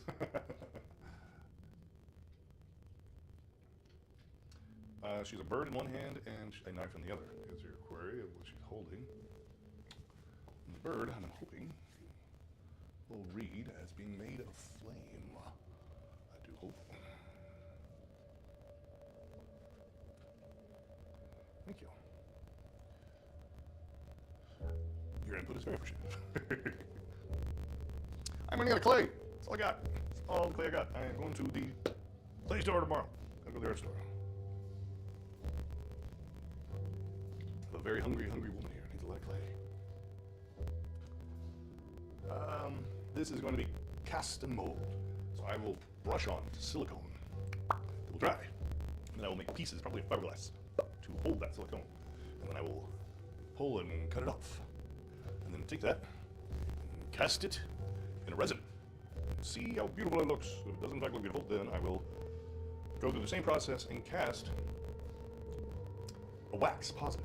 Using wax positive, I will make a plaster negative, which I can use to make an alloy, bronze, aluminum, pewter, silver, that sort of thing. And I am going to do it all live. So if you guys are into it, if you be chilling and you be liking, you'll be seeing. I will name the stream that. If you be chilling, you be liking, you'll be seeing. I like that. well, I'll do a resin as a proof, as a positive. And then if people like it, people are like, yeah, I can't afford the, multi-thousand, whatever it is, bronze, but I really like your piece. I kind of want to make it available to people. So I'll probably make a resin that people could acquire. I don't know. Like, there's that whole argument of like, oh, you don't want to diminish the value of your art, but I kind of feel like the value of art is actually in the experience of the beholder. So I feel like it's got to be out there. It's got to be in the wild. People got to be consuming your product. So I'm more, at least anyway right now, thinking to put it into a form that can be sold to people. I think there's a lot of good voice actors in the world, and they're doing lovely. We're doing just fine. I don't really need my contributions, but I appreciate that. I presume that was a compliment.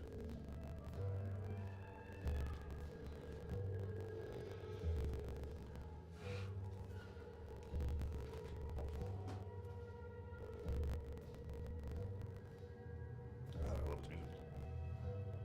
Right? Sexy as hell.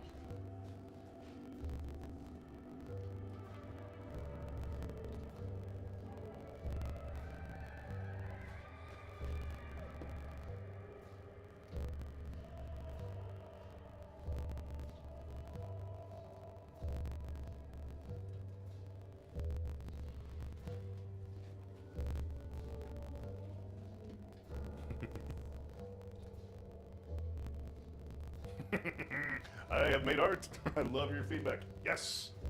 If you're making art, you're making the world better, not frickin' worse. Be a maker, not a taker. Improve the situation. Improve the conversation. Yep. If you're making art, you're improving the conversation. If you're not making art, you're just a voice. Yeah, I'm gonna cast this. Not sure exactly what yet.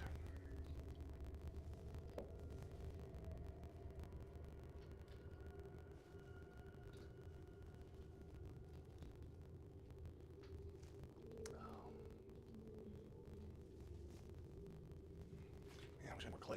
All right, I think I have to stop working on the bird because I'm out of clay. Work on areas that don't require clay.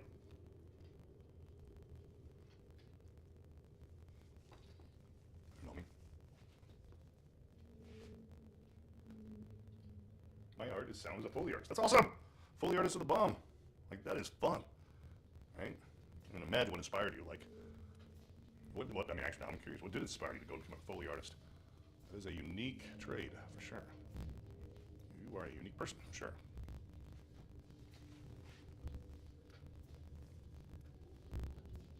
River City, what did you just say?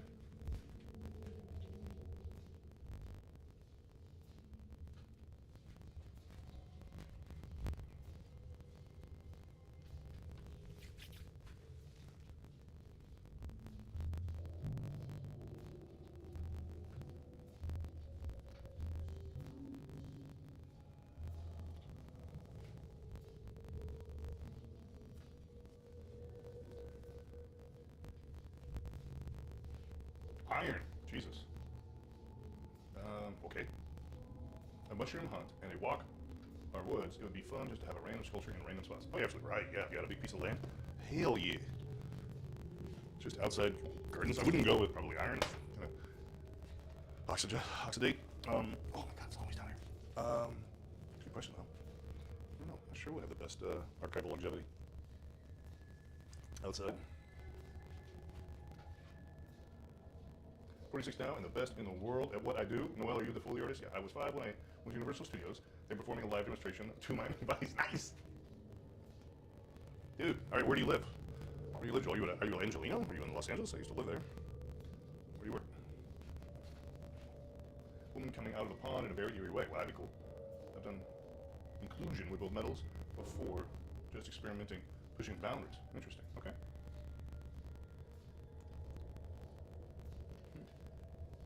Oh, you live in Los Angeles? Yeah, I moved out of Los Angeles 4 years ago during COVID. Yeah, it was freaky. COVID was freaky in LA. We lived in Mar Vista. Not Mar Vista. Playa Vista. We did live in Mar Vista. We lived in Playa Vista. We were over there in that, if you're from LA, you know what, that where Lincoln and Jefferson hit. That area, there's a housing, whatever, squeezle there. And that, so I had my studio up on the 3rd floor of our house, and during COVID, it was so freaking weird. I was up one night working about 3 a.m. and I heard funny sounds out the window, had the window open. And I stood by the window and I listened, like, what am I hearing? And I realized there were packs of wild dogs running the streets in LA during the COVID quarantine. Because people were no longer out, wild animals, like Army of the 12 Monkeys style, wild animals were running the streets of Los Angeles.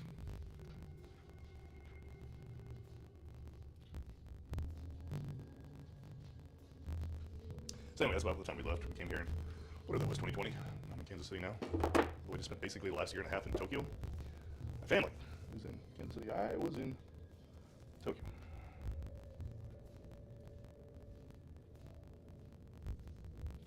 I've been back for several months. I'm not going to be able to stay that for much longer. I perform hard, stay safe.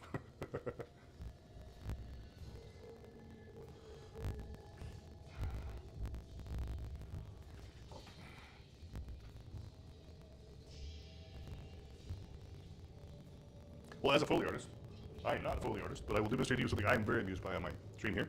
Listen closely. What do you think?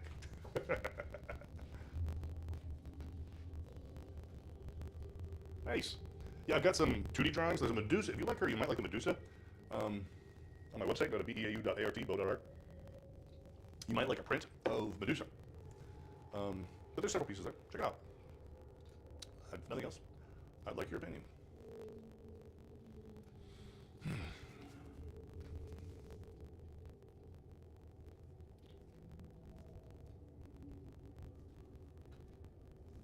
Is this a new museum piece? Hell yeah! Just not yet. It's going to be in a gallery here in Kansas City in about maybe 6 months.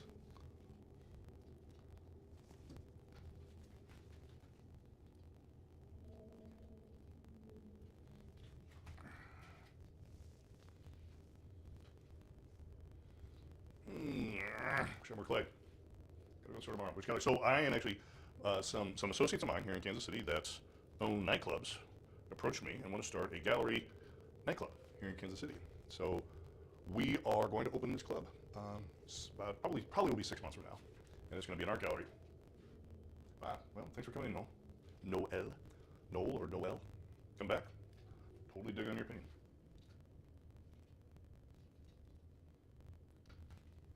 So yeah, like follow me or whatever, I'll be talking about it. You want to come back, I'll be talking about this gallery as it develops over the next 6 months. And then what's going to happen is I'm actually going to be doing this stream in the nightclub. Yeah, that's going to happen. I'm going to be doing this in a nightclub. People. I don't think this is where the feeling is.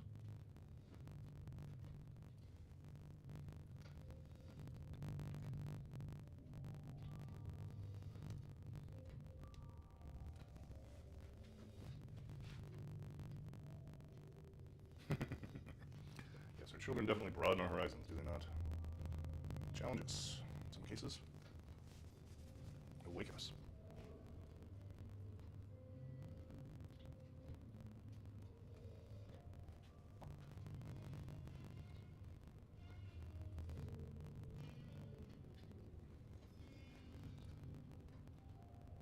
Well, presumption that how did I master my skill is that I mastered it.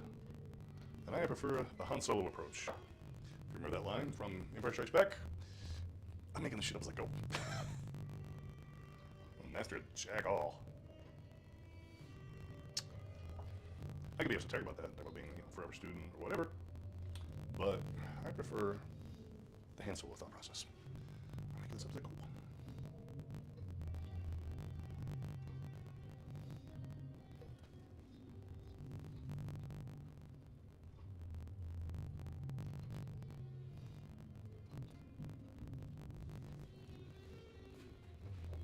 This will not dry naturally. This is oil. This will stay plastic forever. So when I'm done with it, I'm gonna cast it. I'm gonna mold it. Produce positive made of different material. I'm gonna do a resin initially. Test her out. And then I will cast it with an alloy, bronze. Artemis. I'm a big fan of the Artemis archetype. Tonight I diddled her drapery a little bit. Definitely would not call this a shirt. This is like a scarf. If you think about it, it kind of starts here, wraps up around this breast, around the neck, down below this breast, over her hips, around her beautiful bottom, and back down to the origin. So basically just one scarf that I've draped across her. That's the intention anyway.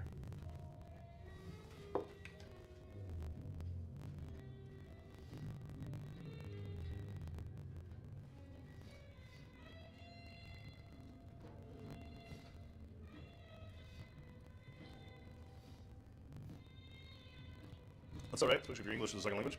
I spent a lot of time in other countries where I couldn't speak at all. Years in Russia, spent years in Japan. I got passable in Russian for a while. By passable meaning I could order a sandwich in a restaurant. Honestly, after I lived in Japan for a year and a half, I would still say my Russian was better than my Japanese.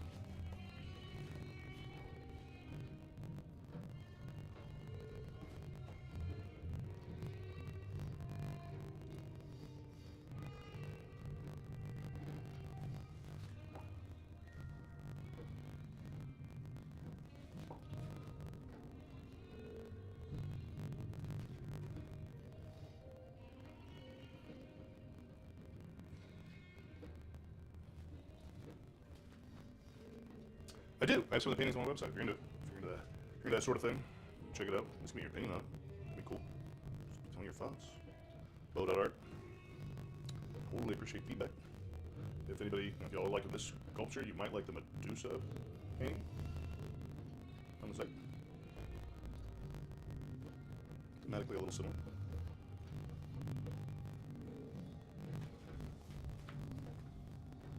Yeah, so he's asking about the armature. Where's the camera at? Yeah, you can see this. There's the camera. Yeah, so that is a 5/16 all-thread, and that goes from this toe up and around, full skeleton, upper spine, head, arm, other leg, and this arm. So 5/16 all-thread for her entire body. And then I've got some here we go, steel here, wire, wrapped around that. How much would I sell it for? I actually don't know. I mean, if it's gonna be a resin, I just have to take into account the cost of materials, process, right? But I do want to get it out there. I want people to appreciate it. So, I probably won't really exorbitant it. Just whatever kind of markup, whatever, freaking 10, 20, whatever % markup on cost of production. Just because I'd love for it to get out there and get, for you guys to have it. Tell me. I probably will definitely get back into the hair. I want to keep it simple. In fact, I might simplify it more than any details. I might simplify the hair. I'll definitely, I'm going to go back and do a pass. Like after I get the bird place and the base is actually going to be the projection of the bird down as if it was like the shadow of the bird. That's going to become the base that attaches everything. So I'm going to do that and the bird, and then I'll go back and just do a pass on everything and finish it, including the hair, face, and get in there and deal with whatever texture I want in the final.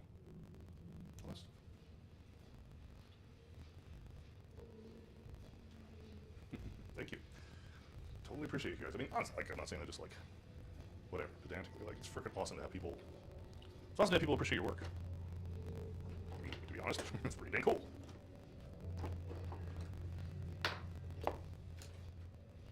It's pretty dang cool. And I'm appreciative. I have had. I don't know that anybody's ever looked at my art and said I hate it or anything like that, but I've definitely had professional times of because I've made money as an artist, working in visual effects and things like that. I've had times where it's I've had times making a lot of money in visual effects, working in films, whatnot, but I've also had times where it's I can't make enough money doing this right now.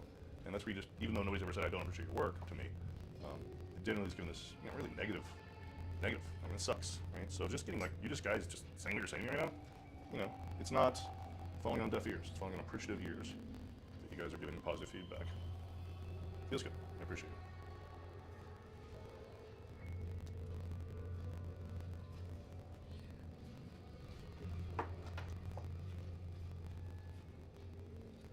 Am I planning on doing more? I don't know. I mean, I've talked to. I actually had a meeting recently with a subsidiary of Disney about a TV show, and maybe that goes somewhere. But it's just not feeling rewarding to me anymore. I'm in the middle of developing this gallery nightclub here in Kansas City, and that feels so much better to me because my customer is you guys, right? My customer is right in front of me. My customer is right there, right? My consumer is saying, I appreciate your art, and therefore I'm going to consume your product. It's not me going to Paramount and hoping, that I don't get screwed because the other guy has a tax incentive in a foreign country. And that's really what happened. Is tax incentives in foreign countries ruin the visual effects industry. And so those of us that spend our lives dedicated to this art form, we were fucked. I mean, there's really no better way to describe it.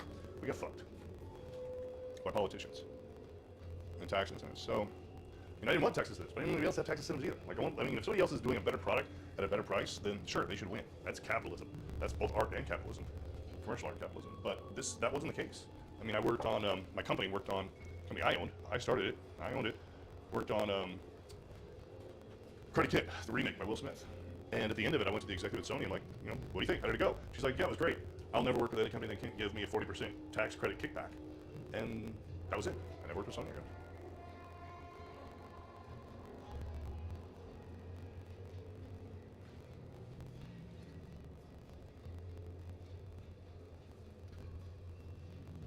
Woke liberal media's taking over sculptures now? I don't know. Hope you're not saying me. My woke liberal media? Jesus Christ. That sounds dubious. I've been in a museum. I've been in many museums. I love museums. Are you saying my work be in a museum? No. That'd be cool. It's going to be in a gallery here in a few months. Again, not because I'm asking permission to get in a gallery, because I have business partners and we are going to create a gallery.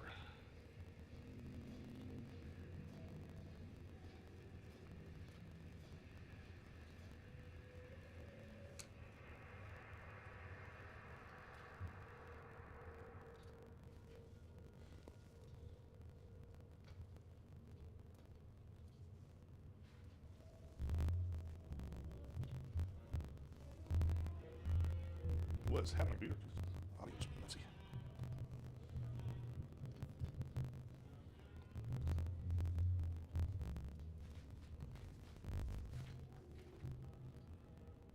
Will the gallery be 21? That's good. That's a really good question. It's going to be a nightclub, so there'll be a 21 aspect. But there's a lot. It's actually probably just going to be open as a bar, lounge, whatever, nightclub, like 2 nights a week. So the rest of the time, it'll be a gallery. So no, not necessarily 21 the rest of the time, because it won't be serving.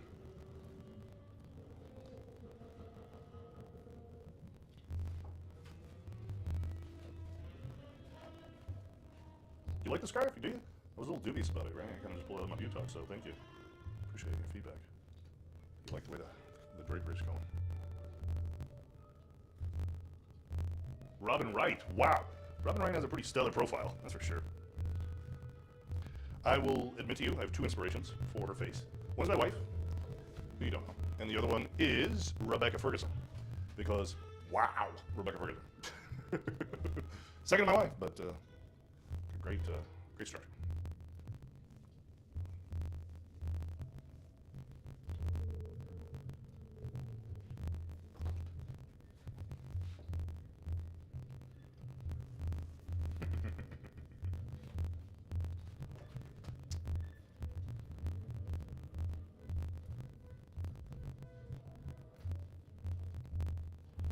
Experimental jazz.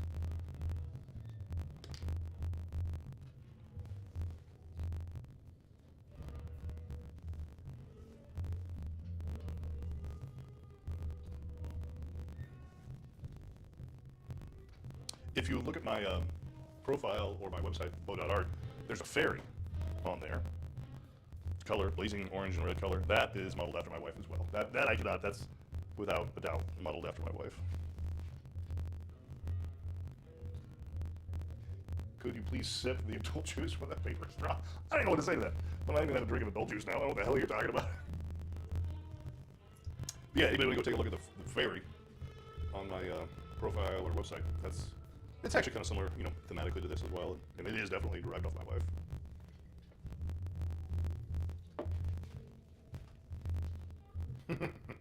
The cup is very, very dirty because of clay on my hands. I keep picking it up, so yeah, it looks nasty. And a bit of a sophisticated, elegant, nasty, dirty. Just like me. Sophisticated, elegant, and dirty.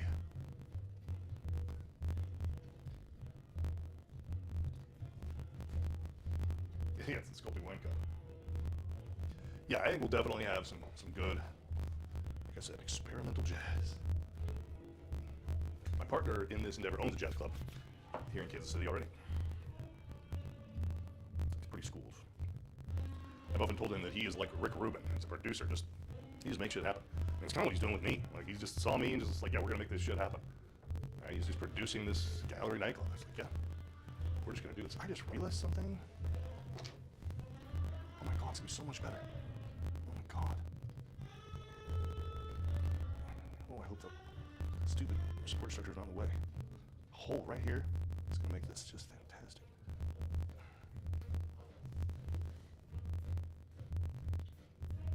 Literally, a hole right in the middle of this. Between the two pieces of fabric coming down, it's gonna be the fucking bomb. I gotta remodel our butt here. Actually, it's alright. I'm really attached to the clay. Come on, Debbie.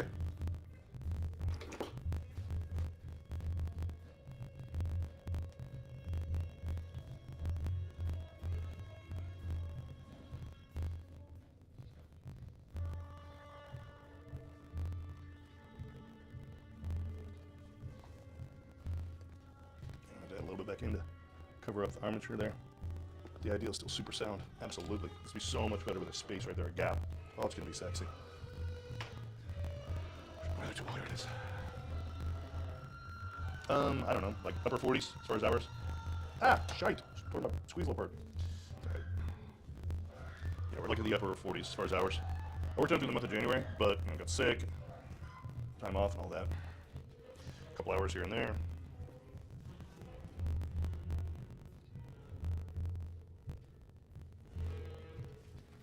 Oh my god, that's so much better with a gap right there. Can you guys see that? Oh my god, that's so much better. Sexy, right? And somebody the other day asked me, how do you know when you're done? And I'm like, when you switch over from exploration and start trying to impress people with how good you are at finishing, that's when you're freaking done. I just made a major change. I mean, major, semi-major, medium-level major change. And it is so much better.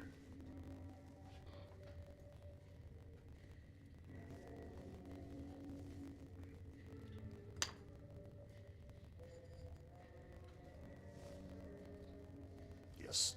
Hell yeah. Hell yeah. That is better.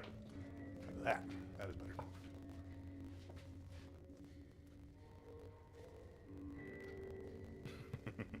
The song is odd. I like odd songs. So I like me some odd songs. I prefer to call them experimental. Not that I give a shit about odd. Odd is great.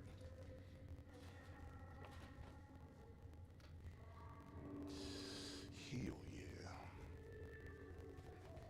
That's better.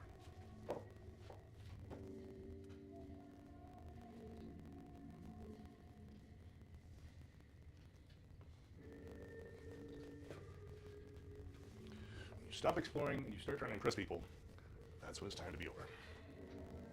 And we have not hit that point yet. We are still exploring.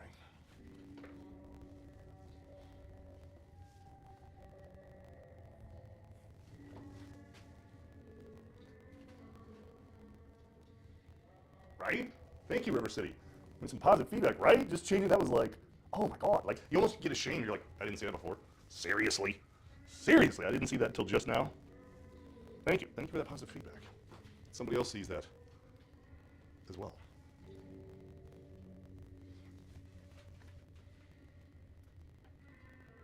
I gotta come over and click something.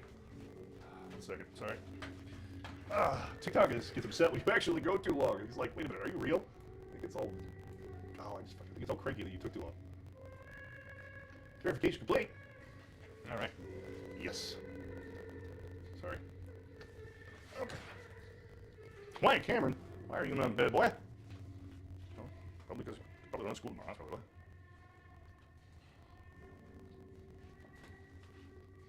Just needs to eat. I'm sorry, I'm trying to say she's too skinny. You know, I like me some well-fed women, personally. Like, my personal taste in women is muscular and a little thick. That being said, my wife kind of looks like this. So I don't know that I can actually, like, authentically say my taste is thick women because I married a very athletic, thin woman.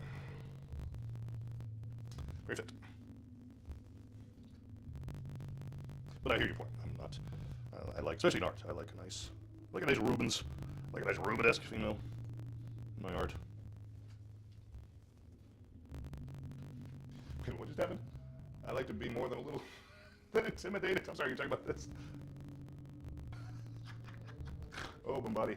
Oh, Bombati. Oh, Bombati.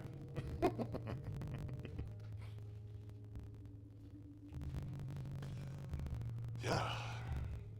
I'm gonna, getting into the whole, like, I don't know, like, yes, this design of this is so much better. But getting into, like, visual symbolism, this is very, like, everybody hold on to your hat. This is kind of Ovarian, right, the structure, which I love, right? Like, I love feminine symbolism in my art. And this whole structure right here is really awesome, like, kind of Ovarian overtone. I like it. I like it a lot. Hopefully I didn't lose everybody on that one. But muscle on me, I believe is the term. Yeah, muscle is a muscle mommy. It's a muscle mommy. How many hours? I don't know. How many have I been saying to my, because I don't know, it's like 45 or something, probably hours in this thing. Month of January offline. If you really want to know, go to the YouTube channel. Beau in the Dark TV, underscores between the words. And you can see the entire process. All of its tragedies and comedies and nonsensicals. It's all archived on YouTube. You can go back to the beginning. I think it was in December when I started this, right, dude?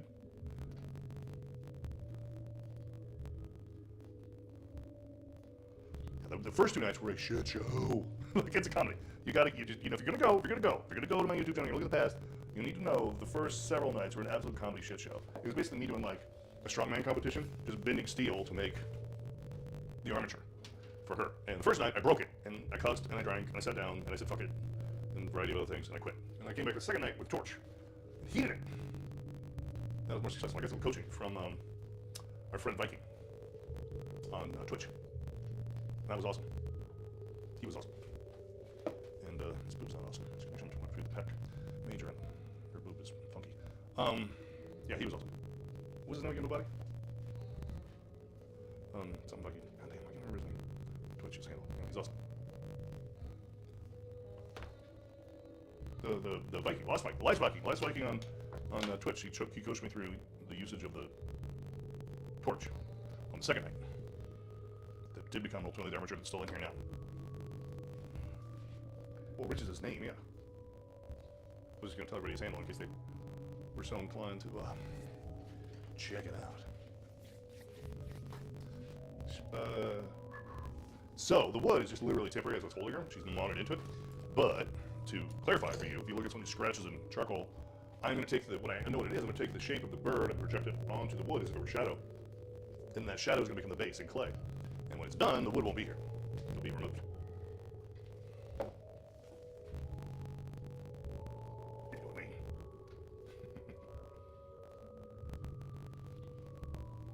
Lost Viking Metal? I think it's his name, right?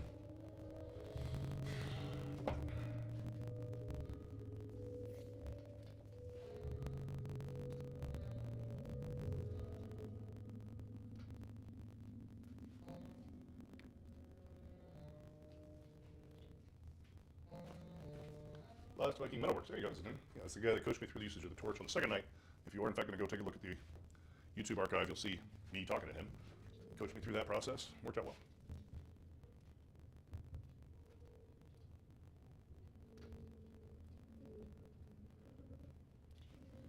Where did my tool go? Man's gotta have a tool.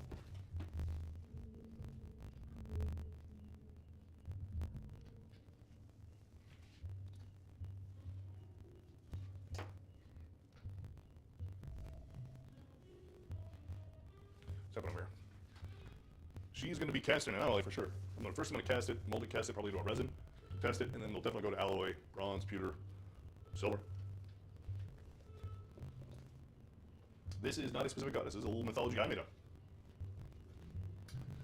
Probably, hopefully, you can recognize that's a phoenix landing in her hand. I'm trying to make the feathers be more like flames, like her hair, flames rather than feathers. So it's supposed to be a phoenix, a long ways to go on the bird. Landing in her hand, and look, she's receiving it. She's not grasping it. She's not aggressive. She's literally receiving it. She's got a very pleasant, smile on her face. And she's receiving the phoenix. As you know, the phoenix represents rebirth, rejuvenation, reincarnation. But what I don't like about the phoenix mythology and metaphor is that it's almost passive, right? You're watching the phoenix reincarnate. In this case, she's accepting the phoenix in, but if you look at her other hand, you'll notice she's packing a knife. So in this story, this woman is going to sacrifice her phoenix in order to bring about, by her own actions, her own reincarnation. Self-actualization. That's what this piece is about. This piece is about self-actualization. I call it the hand of fate. What do you think? Yeah, I think a patina on copper, on bronze, would be probably the bomb on this, I hope. I mean, it's a little bit stressful, like, it's like, man, how do I make it so I feel worthy of that? But, whatever, that's good. Got some work to do. There are a handful of dudes in history that have done some pretty amazing work, and I'm going to hold myself to that level of craftsmanship. Well, I've spent more than 3 weeks. I'm probably 5 weeks in or something on this, 5, 6 weeks. By that, I mean like not all day every day, a couple hours here and there. So on the calendar, 6 weeks. On the clock, we're at like 45 hours probably. And I'm out of clay. All I got is this little bit of clay in my hand. I'm like, who showed up?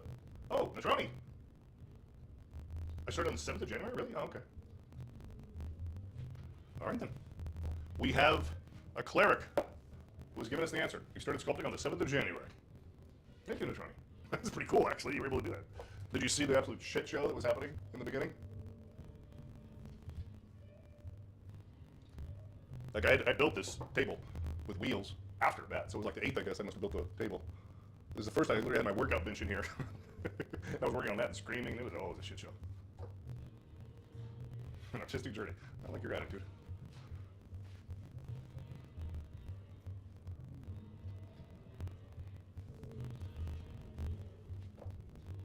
Well, what clay do I use? This is a Roboplastilina clay. To answer your question. You don't really have to say it that way, but I just like to. Roboplastilina. So much. I need more clay.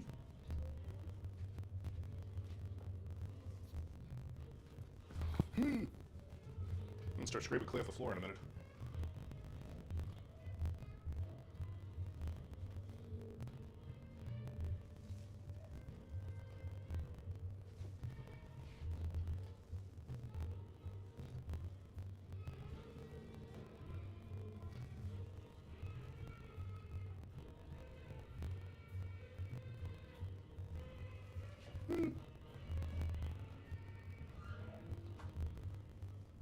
Feeling good though. I ain't feeling good. Like I'm just barely very nascent this bird, but feeling good about it. Like I feel like this is gonna be.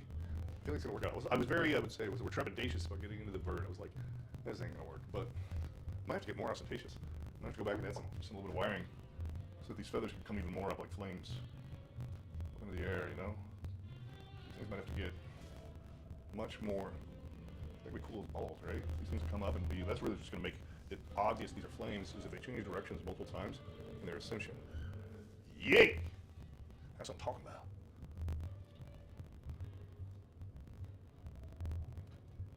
Yeah, some more wire in here and some clay, and have these things change directions as they rise. And that is going to be awesome. Yes, that will be tomorrow night.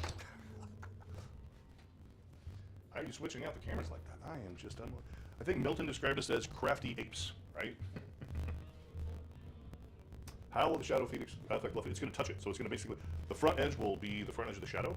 I'm going to kind of combine her shadow with the bird shadow, so there'll be complete definition when I sculpt it at the front, and the back of her foot will attach to the shadow base. Switching cameras, I've got a complete shit show, kind of, you know, like you might expect. I'm king of the shit shows. I'm currently running OBS, Streamlabs, vMix, and TikTok Studio all at the same time in order to achieve what I'm doing with 3 cameras. And that is by no means the best way or the most efficient way. I'm working on a better way right now. I'm using a variety of NDI virtual cameras to push and pull and squeezle to get 3 cameras onto 4 platforms. Bit of a mess. Park City? No, I don't, but which do you mean by Park City? There's a lot of Park Cities. Which Park City do you mean?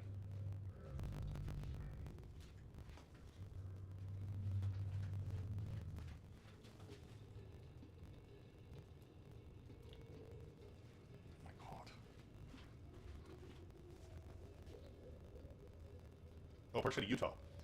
No, I don't. I'd love to, right? I actually, honestly, I'm very, I'm a newbie, right? I've been working in visual effects, doing digital sculpting my whole career, but I'm newbie to the fine arts world, so I'm feeling very blessed. I've been very embraced. Like I was saying earlier, I'm going to be at a gallery here in Kansas City in a few months with this. But I'd love to send this out, you know, have pieces present in other places like Park City. Yeah, so I don't know if you know anybody. Let me know. Or it's Kansas symbolism as Phoenix. There's a statue with people. All right, nice, interesting. I need 5 of them. Well, how about we do 5 different sculptures, you get 1 of each. Or take a look at dude or dudette, whatever your dude status is. Take a look at the drawings on my profile, or beau.art, beau.art. You might like some of my 2D stuff. I don't have any 3D stuff for sale right now. I will. I'll put this stuff up, but right now, I've got some 2D stuff if you want to check it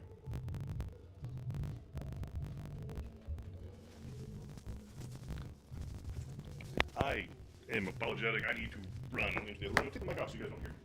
There in a second.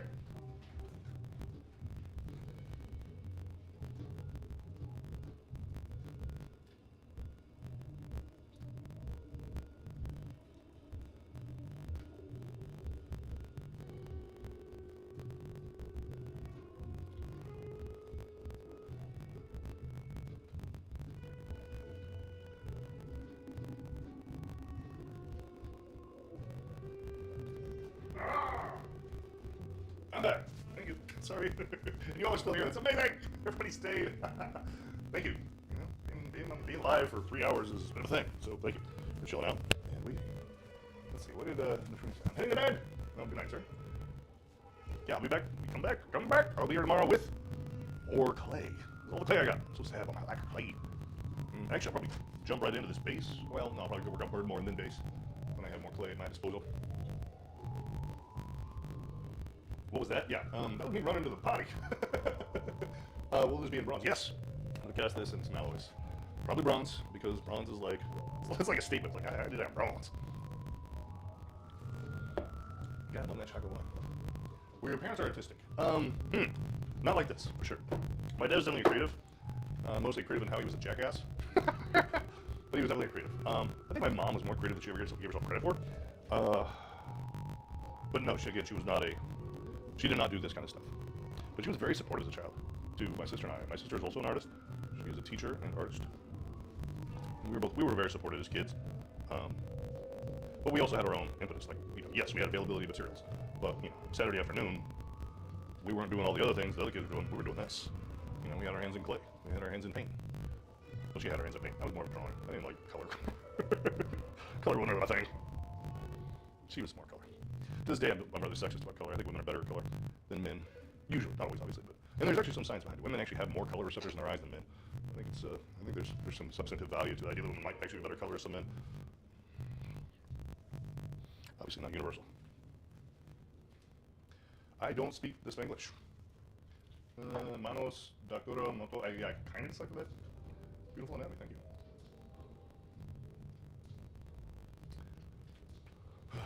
Yeah, starting to feel it.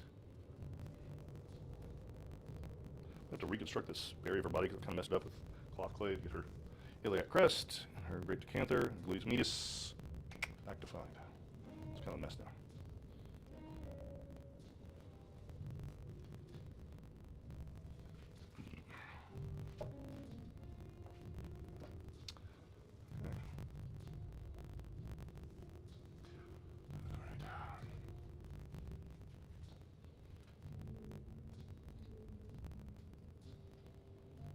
Yeah, I'm definitely not that good at Spanish. Sorry, Carmen. Can't follow you.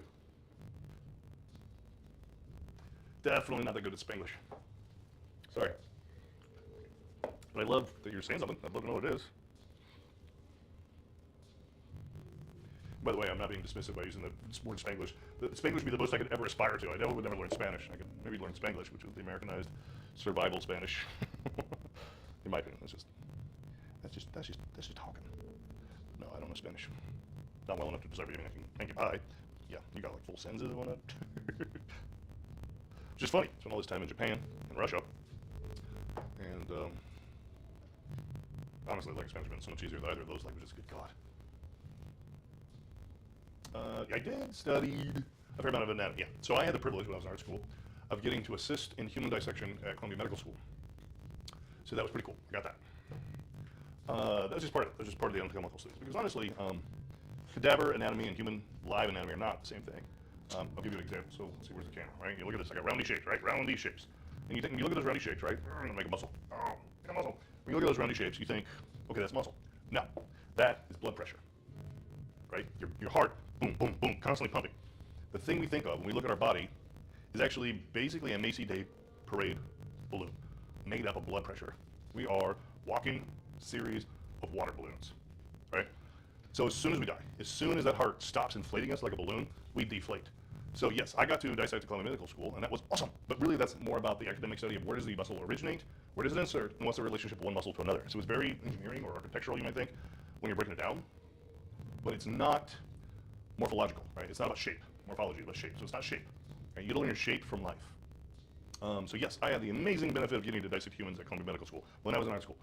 But everything you're looking at right here is not really, maybe it was supported by that study, but this is from life, right? How does this water balloon, right? How does that water balloon of an arm look in a certain shape, in a certain position, with the vascularity pushing pressure in it to expand out? Right? Totally different, right? I don't know, I just want a total diatribe. Does anybody care? Is that anybody?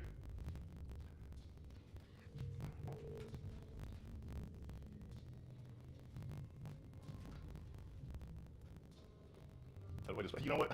I dissected. I don't know how to spell dissect. It's a whole different thing.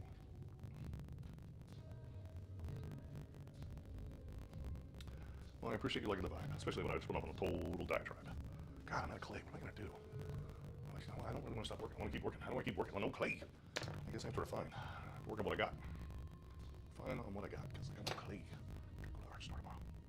You guys need to DM me tomorrow and remind me to go to the art store. That'd be amazing. That'd be amazing if you guys actually DM me tomorrow saying, go to the art store, buy some clay. That'd be hilarious. That's kind of what I need. I need project managers.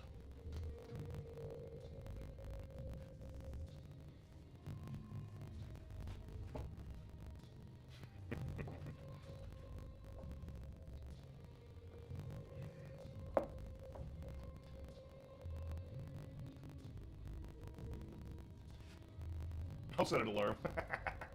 Nice. I'll set an alarm to remind us, Beau in the dark, to go buy some clay so he can do his show tomorrow night.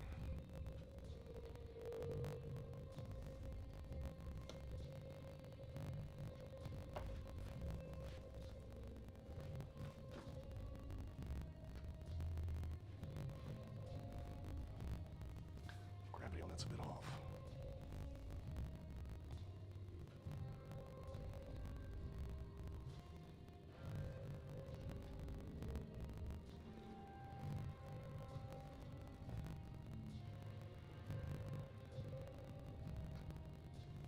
This music is awesome. Love it.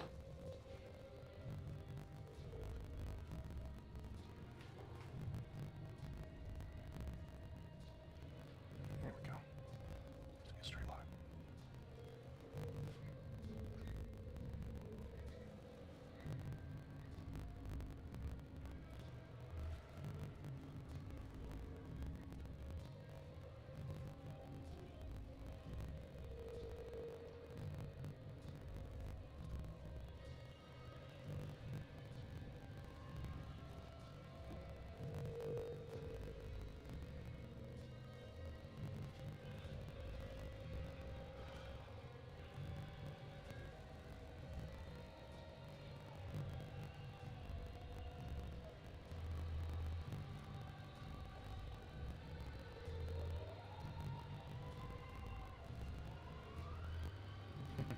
Thank you.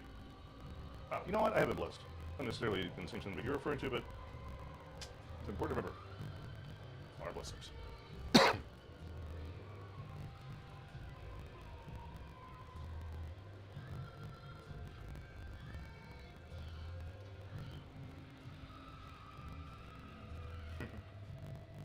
How am I doing? I'm okay, right? You know, something my father-in-law used to say to me before he passed away last year was, as good as I allow myself to be. I don't know. I just contemplated, like, was that just like a passive like thing he said, or was that like, what does that really mean? I've been working on this. Natroni attested to us earlier. I've been working on this piece. It's been archived on YouTube. I started this on January 7th, according to Natroni. But that being said, you know, I took a week off because I was sick, and you know, a couple hours here and there. So I'm probably 45 hours in, honestly, on this girl.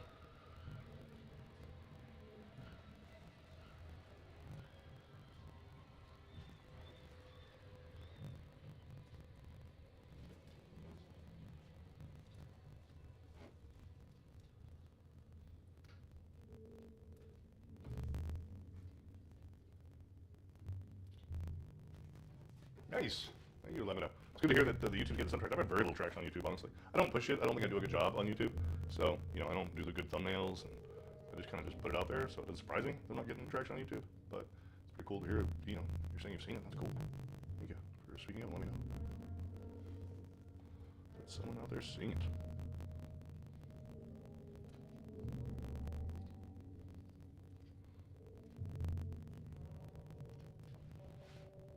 Having a right hand. Oh, what do you think? Let's spin it around here. You can see it, right? What do you think's in her right hand?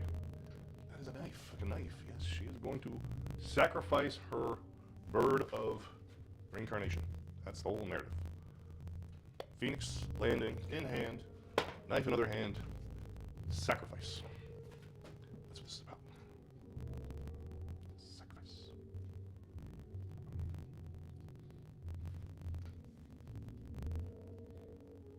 shit show at this.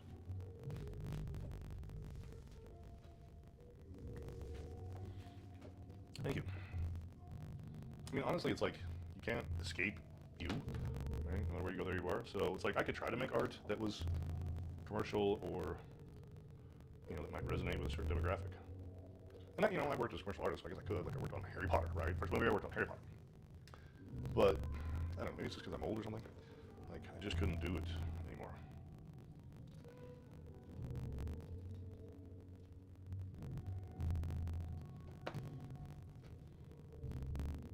In other words, I'm just saying, like, if it doesn't resonate with me, like, I can't actually, I can't not insert myself into my work anymore.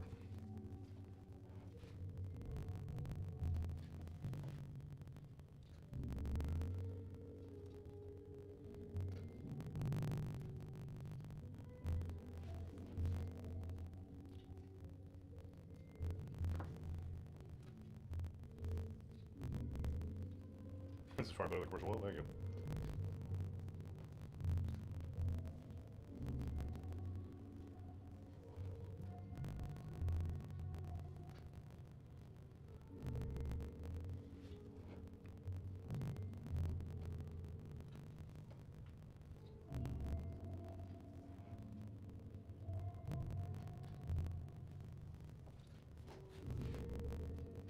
Yes, there's definitely a form of jazz playing, an experimental dark jazz, but yes, jazz.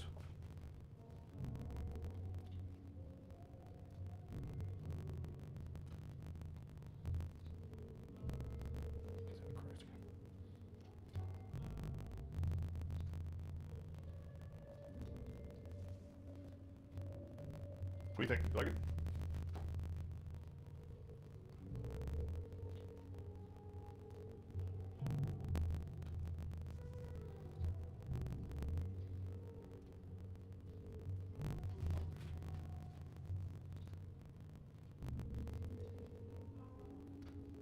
Well, I think it definitely influences the art. You know, it's almost like choose the music in hopes that it influences your art. This is definitely not a light, tinkly kind of sculpture, I don't think. And then dream about it. Dream about it after I made the sculpture. That's interesting. Usually it's have a dream and then make a sculpture based on the dream. So you're asking me, have I sculpted and then dreamed about it? It kind of gets a little Pygmalion there, right?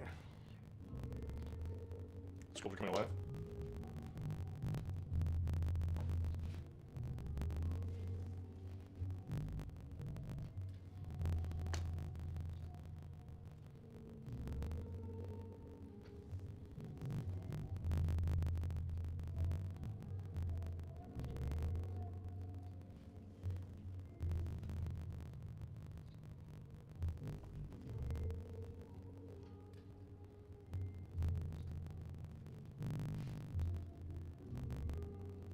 Nice. Well, actually, on YouTube, unfortunately, the name is Beau_TV. That's the YouTube channel, not just Beau in the Dark, Beau_TV. But yeah, that'd be cool. You guys want to follow over there? I really just haven't put much into the YouTube side of things. I think I need to learn. I don't really know. I'm going to learn, right? I work on that side. I'm learning all this as I go, honestly. That's cool. Well, you found it. She needs to eat. Yeah, you think she's too skinny? So I've got some influences in my life. You know, my sister is thick, power lifter. My wife is thin and looks more like her. Muscular, lean. You know, I like. Well, first of all, I mean, this sculpture. Let me clarify. Sculpting is not about my preference of women by any means, for Christ's sake. I like this body style for this sculpture. That's just plain truth. Nothing to do with my personal preference, and this is not a fixation of myself.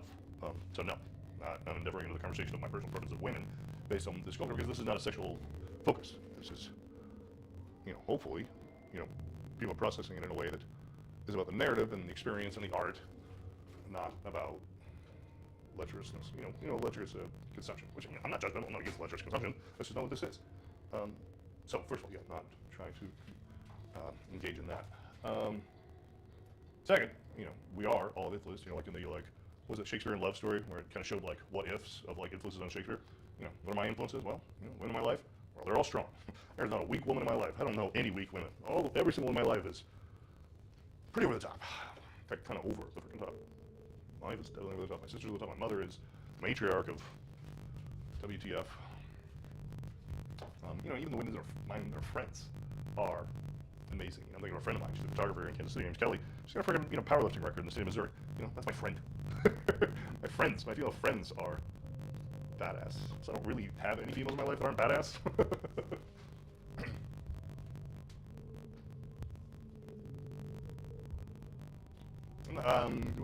You're really critiquing me for the fact that I'm spending time on her tata. Yeah, well, you know what? If it's not a certain way, it'll actually attract your attention, which is not what I want.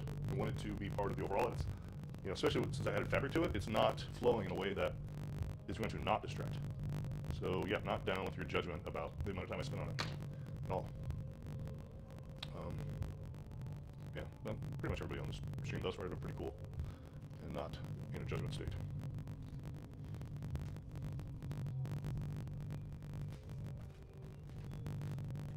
Okay then.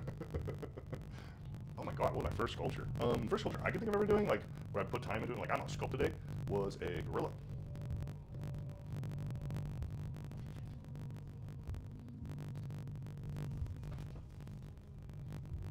Junior high.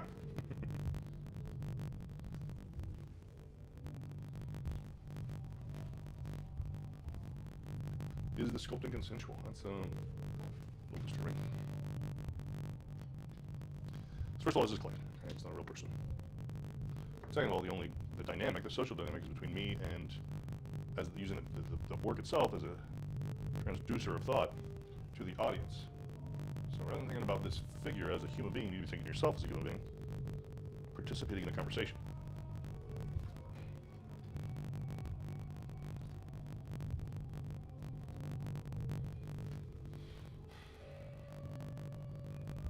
I mean, you can tell me what you think. I don't know about other people, but I've got, you know, go to my profile, you'll see a series of drawings and paintings I did. If you want to check it out.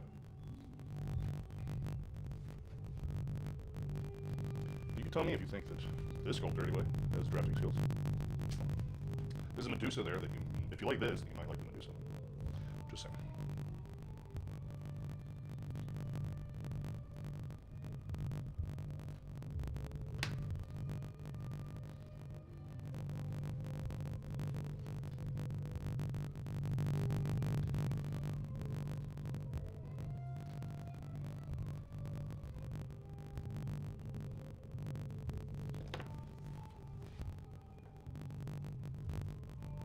That's where I've seen her. I don't know. I don't think it's.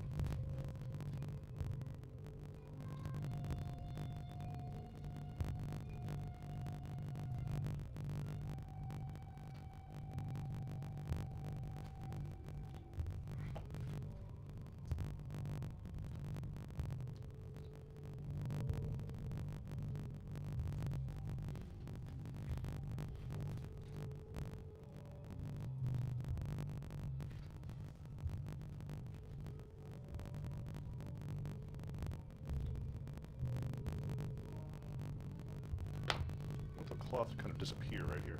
So I'm working on slowly working it down thinner and thinner because I want it to basically just, in areas of tension, you know, higher tension, I want it to basically disappear as far as morphological delineation goes.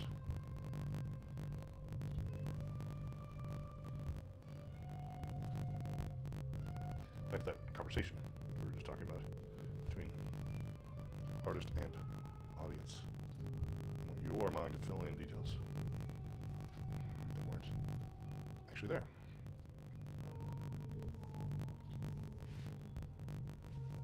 That's where the conversation comes from. You, as the audience, see things that weren't actually there.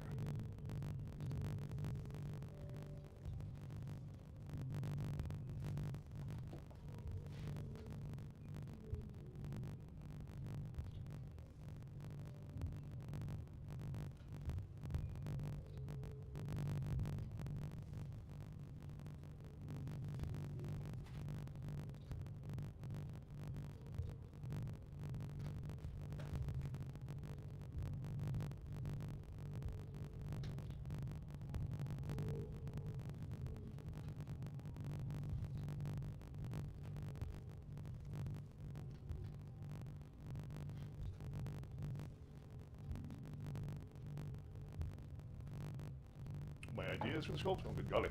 Well, I don't know. You know what? Let's play a little game. I'm gonna give a spin around so you can make sure and see everything from every angle. I'll fill you in on any details that may not be worked out. Like, for example, this is supposed to be a phoenix. Will be a phoenix bird, but specifically I want to model these feathers like they're flames. That is yet to be manifested, right? So I'm not gonna hold it against you. You can't see that. I haven't done it yet. So bird made out of fire. And we have this female figure, somewhat ethereal, right? She's kind of floating, accepting the bird into her hand. The bird is landing in her hand. She's accepting it. She's not grasping it. She's not aggressive. She's letting the bird land in her hand. And if you look at her face, it's pleasant, right? She has a pleasant look on her face. Smiling. She's accepting the bird in. And the phoenix, as everyone probably knows, represents reincarnation, rebirth, rejuvenation. But if you look closely, in her other hand, she has a knife, right? And that's where it takes an interesting twist. She's accepting the phoenix into her hand, but this is literally a sacrifice. She's going to sacrifice the phoenix with a knife. She's going to sacrifice her phoenix in order to bring about her own reincarnation. She's going to manifest the next version of her by sacrificing her phoenix. She's not going to sacrifice herself. She's going to sacrifice her phoenix and manifest the next version of herself willingly and thoughtfully. This is a piece about reincarnation within this lifetime. Reinventing oneself. So, I don't know if you wanted all that, but I give it to you. That's what this piece means to me. Maybe it means something to you. It's different. Maybe just, you're about me modeling these tatas, as somebody put it earlier. Whatever, it's fine. That's what it is to me. Self-actualization.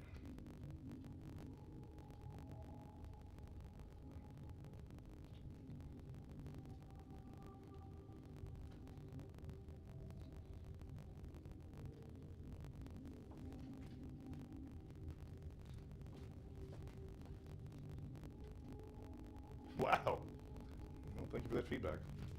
Thank you a lot, actually, for that feedback. It makes me feel good. I mean, I'm kind of just out here doing my thing, right? I'm just putting it out in the wild for everyone to see. And so getting that kind of feedback is pretty crucial, honestly, because it takes a lot to do this every day. So to get that kind of feedback from you, I just want to make sure you know you're appreciated. That's what I'm going on about right now. Thank you for your feedback.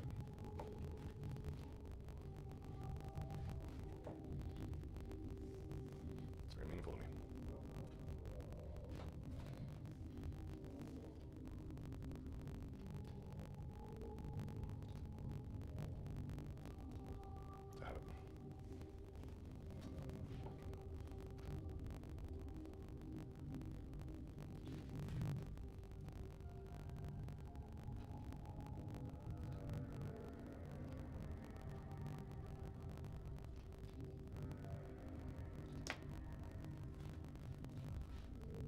This is going to get cast. So this is going to get cast in silicone, and then fiberglass reinforcement for that. So I'll brush on silicone, and I'll build a fiberglass casing around that. Then I will cast this initially in resin, and then after that I will cast it in a wax. Using the wax, I can then create a hydrocal plaster mold, which is used to reduce a metal alloy like a bronze.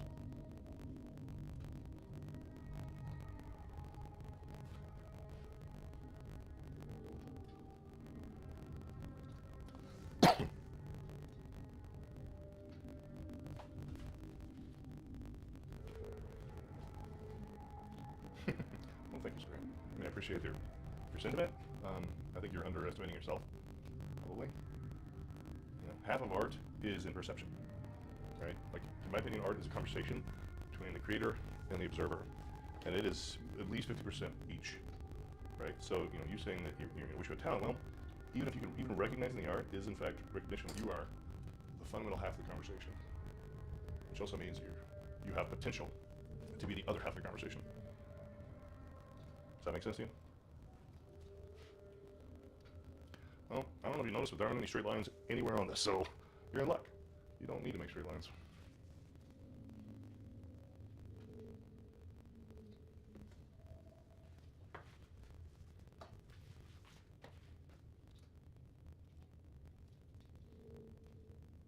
Not a single straight line here.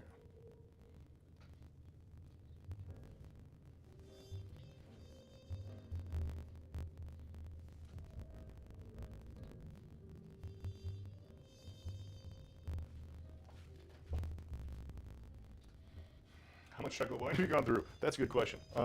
So here's my regular ass wine, and I've been through almost a bottle. And here's my chocolate wine, and I've been through 2 glasses.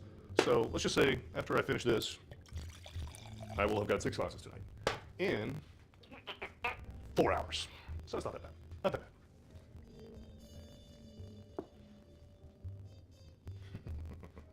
Wow, Spirit.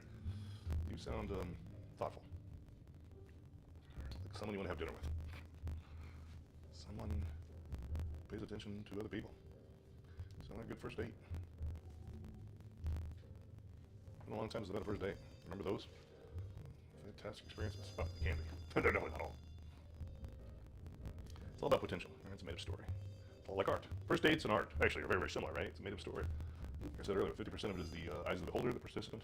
That first date, that belief in potential, is exactly like observing art.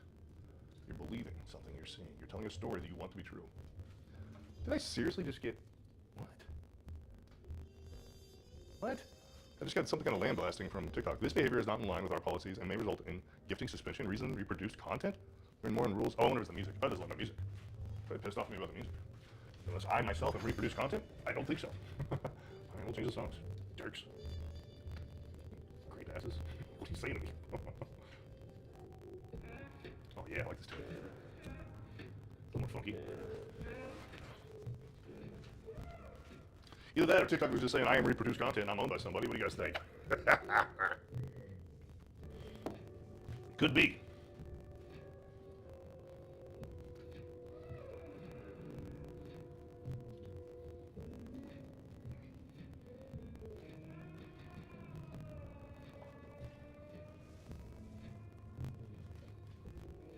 Sometimes I have snakes come out of my mouth. Wow!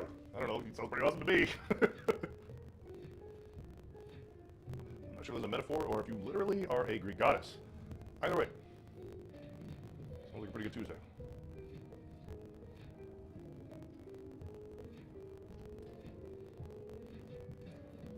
This part of the finishing is definitely a lot more like massage than it is sculpting, right? Just literally feeling the lumps, warming it up with my finger, just like a massaging, increasing the heat. So I can move it around to produce the shape I want. It's a lot more like massage than traditional sculpture, which sculpture is more like, let's throw the masses down, let's get the mass in the right place. This stage is more like massage. Massage the figure into the shape.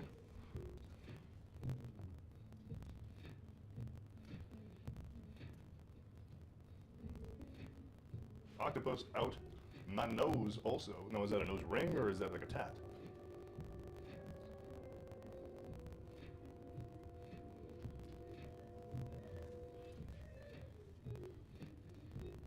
Would you guys like to hear a story? A Hollywood story? That I wasn't really intending this. I mean, I definitely wasn't intending this when I formulated this drapery. Australia, William Young, hello. Royal critters. You have an octopus coming in as a real critter. All right, that sounds like a party. Yeah, so circa, this outfit is reminding me of a story. So circa 2000, what was that? 2 or 3? I was the MTV Music Awards in Los Angeles. I was in the VIP lounge. Meow meow. As I remember, Carmen Electra and Dave Navarro were the hosts. And I was back on, said VIP area, a balcony in front of the stage. And there were a lot of B actors there, right? Like Casper Van Dien from Starship Troopers was there. Those kind of people. And there were some famous porn stars there. I don't know what their names were. They were actually, you know what? Jenna Jameson. I think Jenna Jameson was there. That's the name I remember. And then, somebody else, some other females were there. And one of them, not Jenna Jameson, but the other was actually wearing something kind of like this with a, strap boulder holder action, kind of like what I've modeled here. And, whatever. I'm just there, hanging out, whatever. And Anna Nicole Smith shows up with her security guards. She has like 3 security guards. And she is, as always, blasted out of her mind, drunk, high, whatever, out of her goddamn mind. And she's basically running around the VIP section, molesting every man she can. Every man she can find, she molests. And I'm just like, not into this. Like, I don't want to be doing this. I don't know. And all I'm thinking is, like, if Anna Nicole Smith comes over here and molests me, I might smack a bitch. Like, there's no way to put it. Like, no, I don't want to get molested by Anna Nicole Smith tonight.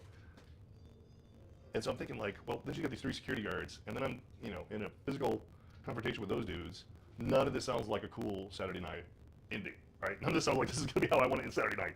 I'm like, okay, what am I going to do? And I realized the alpha females in the room are the porn stars. So all I did was I didn't go talk to them. I literally just went over and stood behind the porn stars. And Anna Nicole Smith didn't even come to that side of the room. And so I avoided getting in a Nicole Smith molested and having to end up beaten or beaten by her security guards because they hid behind porn stars. And the reason I thought about that is because one of them was dressed kind of like this sculpt I'm doing right now. I don't know if that in any way affected my subconscious, but yeah, that's that story.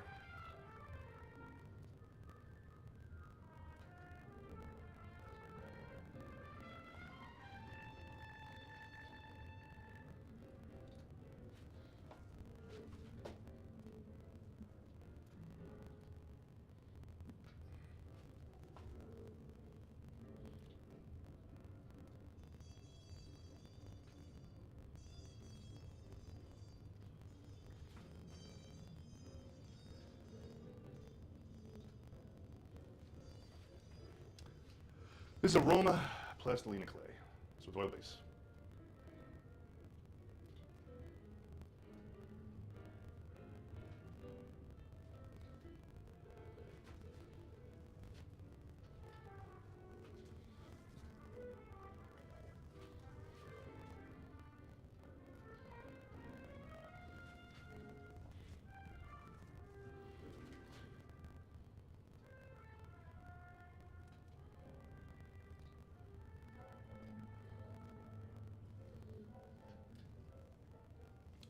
Okay.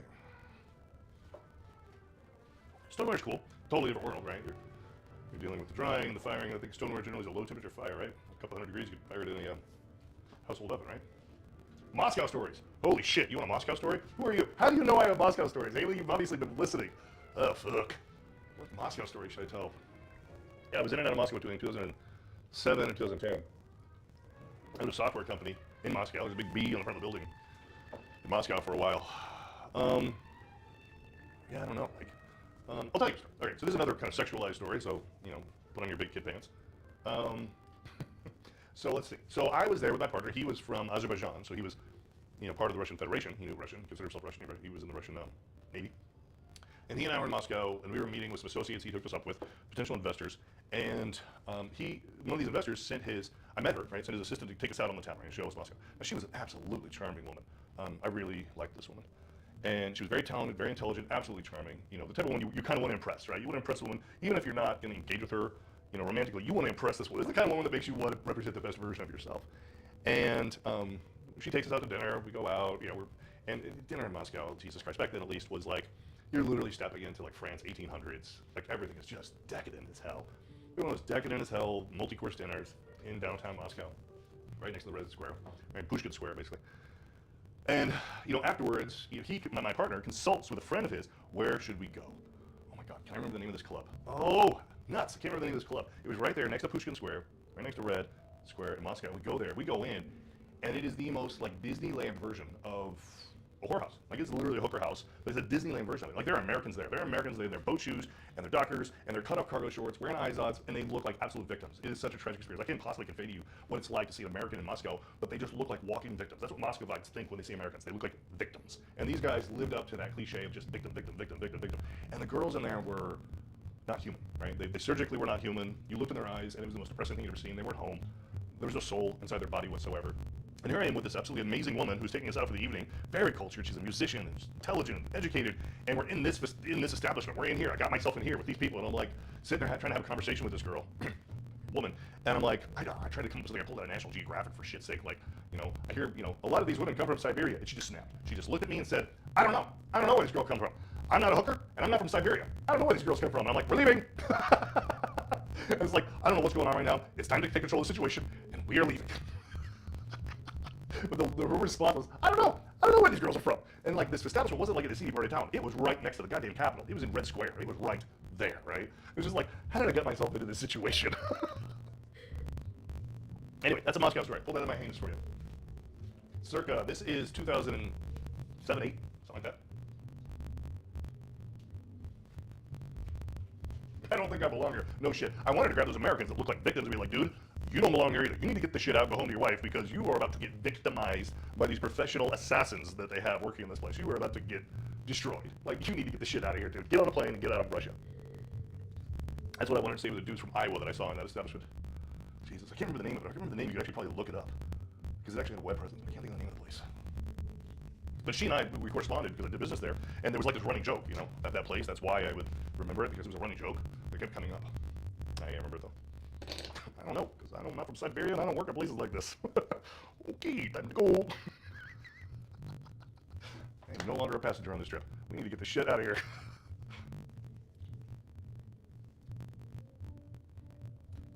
Hey, you asked for a Moscow story, that's what you got. Another Moscow story, not as elaborate, but I remember I was in our hotel, and we were waiting to meet with VTB, which is the government-backed bank that was investing in our project, and my partner just started getting really agitated. Some guys came and sat down next to us. He just started getting really, really agitated. I'm like, dude, ¿qué pasa? What's up, man? And he just said, that guy right there, he's a Chechen arms dealer. I'm like, how the hell do you freaking know this? Just looking at somebody in a freaking place. Like, oh my God, why is this thing pissed off at me again? We're producing content, learn from rules and guidance. This thing is still pissed off at me about something. Yeah, like, how do you know this guy's a Chechen arms dealer? He's like, yeah, I just know. I'm like, okay, wow.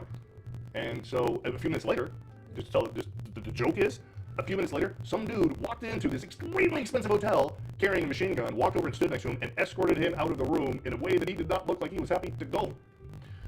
That, and it was like, that was literally my second night in Moscow. I'm like, okie dokie, thank you. I'm like, what the hell am I doing here?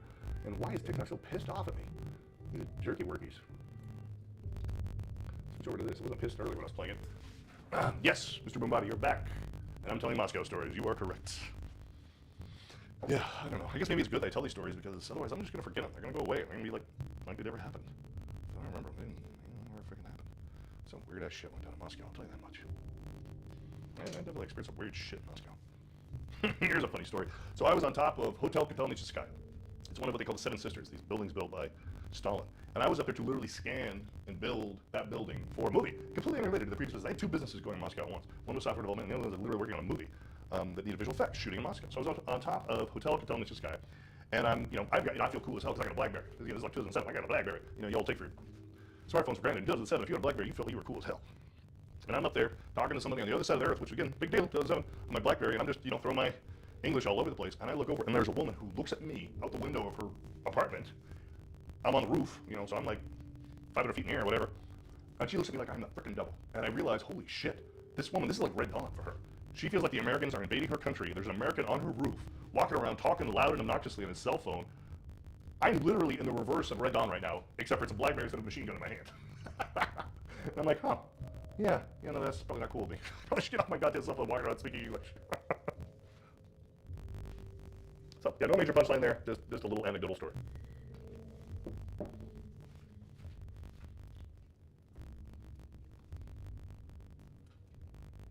You got different steps or a group? Yeah, sorry, I can't even keep up with what's going on. I was definitely a target individual. I had to go to the goddamn FBI at one point because of my shenanigans in Russia. I mean, nothing came of it. I'm squeaky clean, but it was just like, am I seriously at the FBI right now? God damn it. Is this really the Tuesday I'm about to have? Mm-hmm. Okay, sure, let's do this. Let's get it on. Monster Horizons for filming. Well, thank you, William Young. Oh, so you were the one in Australia, I think, William, right? I see why you love Moscow. Well, now in retrospect, I'm like, wow, what if, if that company had succeeded and I had this, successful company in Moscow, how screwed would I be right now, right? Like, ugh, it'd be terrible. And ultimately, I ended up closing it, never wanted anything to do with Moscow again. Experiences like that are really good because they remind you what you are. Like, I don't know that anybody who says they're patriotic gets to say that to me until they have a reference point. Right? You don't get to just live your entire life in the United States and say, I'm a patriot. Right? I lived in Moscow, I've lived in Japan, and after doing so, I'm like, you know what? I realized after actually seriously considering, I'm an American. This is what I am. And I know that because I've seen what I'm not. And I don't know that you can really say you're something without seeing and choosing to not be the alternative. I'll give you an example. So that woman I spoke about earlier, she was a musician, very, very talented. She told me a story about her childhood where she would literally get beaten up at school. She was beaten up at school because she had talent. And in the Russian culture, it was frowned upon to be unique, right? To have a value that made you different than other people was something that got you freaking beat up in Russian culture. And I'm like, oh, that is quite obviously the opposite of American culture. We celebrate individual prowess, individual talents and skills. That's who we are as a people. And having that conversation with her, maybe realize like, oh no, I'm through and through an American. But I couldn't have had that perspective without seeing that there are literally humans on the earth that live their lives a different way.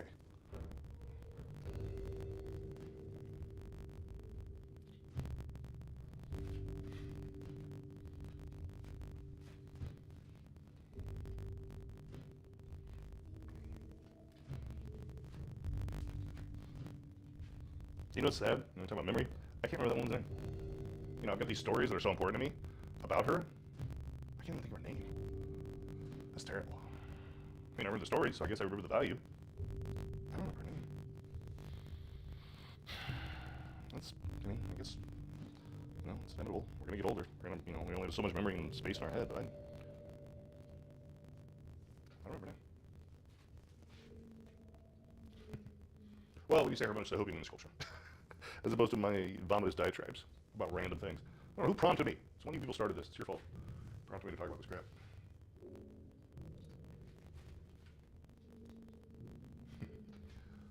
I don't know, maybe it's the chocolate wine in my body. Got me in vino veritas.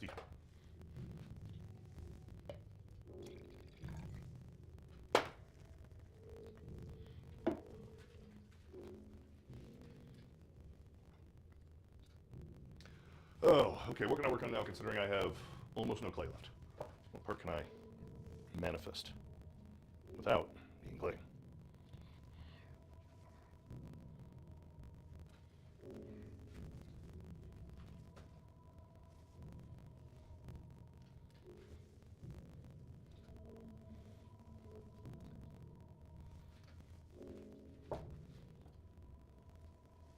Well, thank you, Haley. I'm just, I don't know what I'm doing. Just doing it.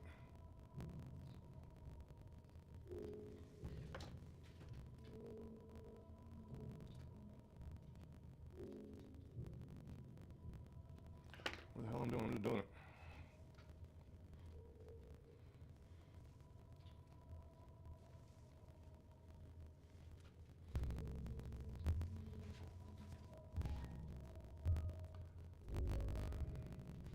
Yeah, we don't get a handbook. That's for sure.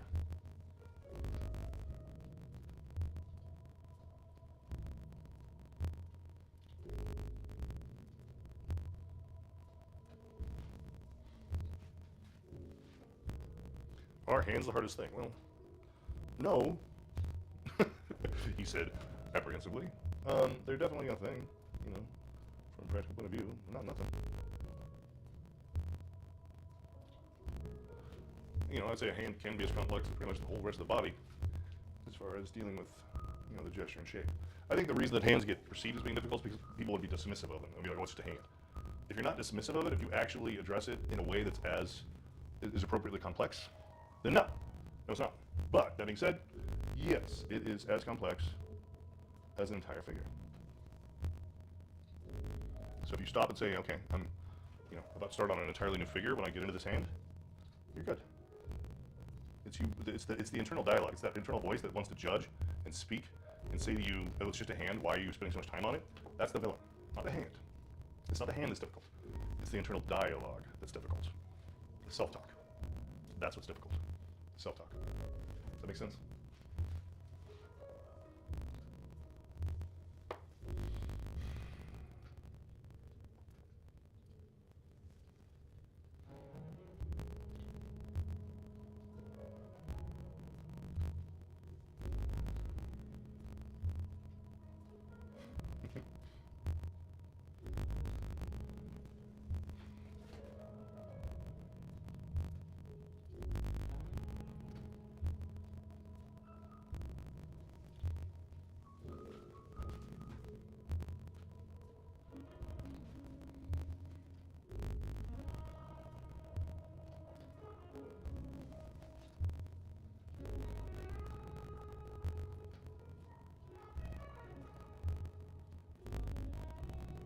Do I scrap stuff that doesn't look perfect? That's interesting. I think it's more of a life ethos, right? Do you commit to continuing on and refining, or do you immediately stop when it's not working? Well, I think me as a human being is the continue to fight on person. It wasn't as much an art question, it was a personal ethos question.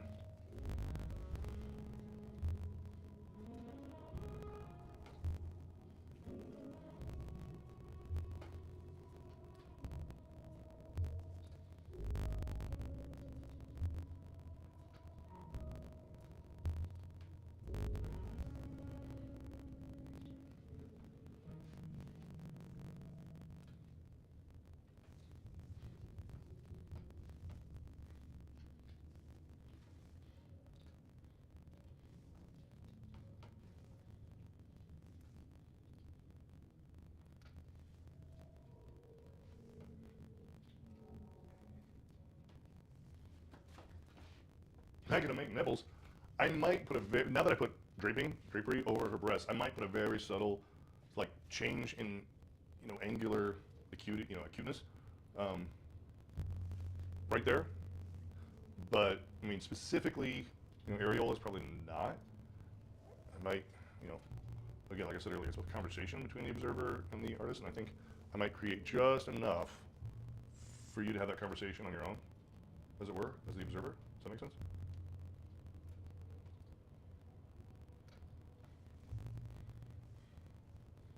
I mean, it's just part of our bodies, right? It's not like I'm not gonna aggrandize, fake. What's the right word? I'm not gonna participate in other people's story. My story is not about shaming any part of the body.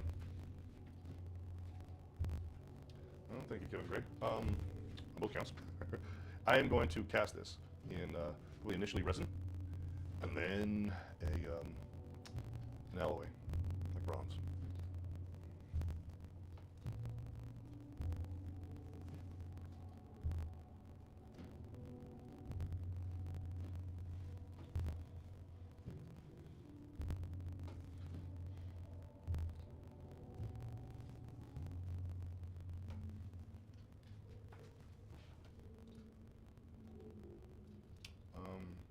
What?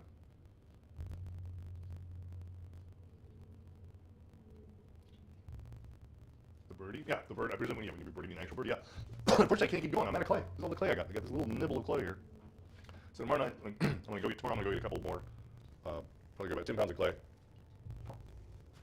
And could I do that with marble? I don't have much experience with marble.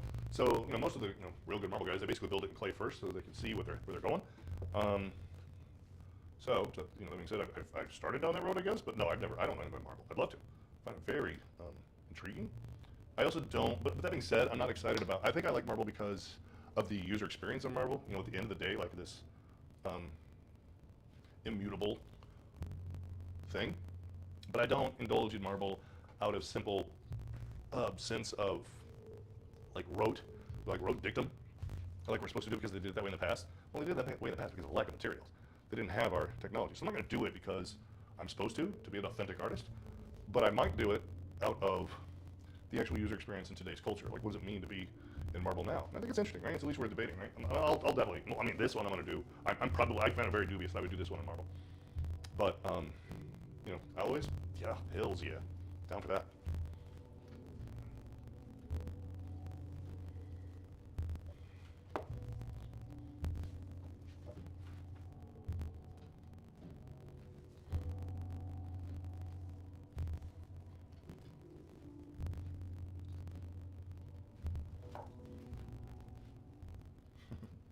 See, Jeff Emer eventually joined on Instagram. I don't know if you're still there, dude, but thank you.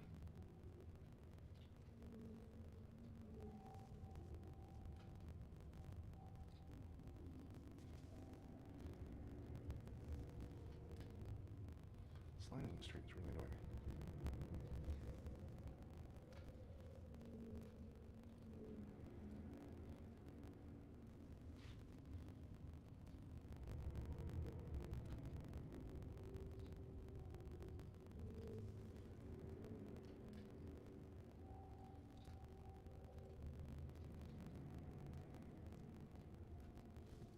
Well, thank you, Glenn D, for chilling out, hanging up, showing up.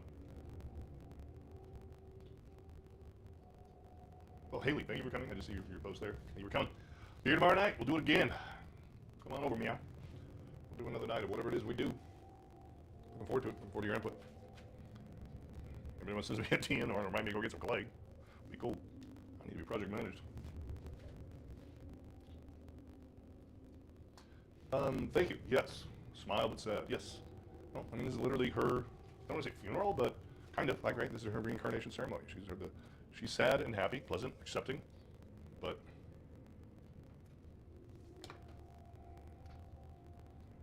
thank you for interpreting her facial expression as such. That's exactly what I intended.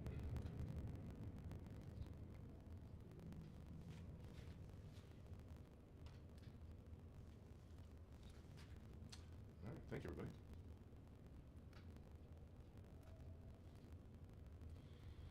Yeah, tomorrow, once more clay in my possession, we'll get into bird more robustly. It'll be a big old deal up in there. Yeah, Kevin Gray, you are on point. I appreciate it.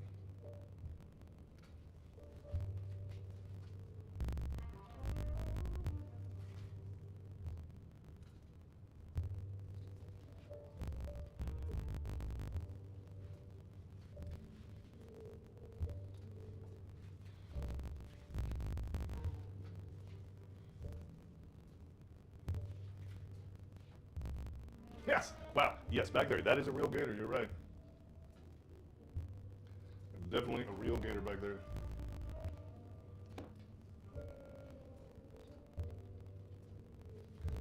Definitely a real gator. Or was. Now it's freaking decoration.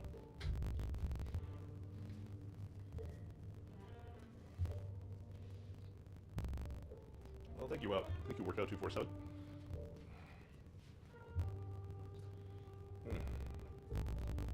For a little spin. We got this motorized turntable that I can't find a controller box for. I need to get up here and run it because that'd be cool. Just let this thing just spin on its own.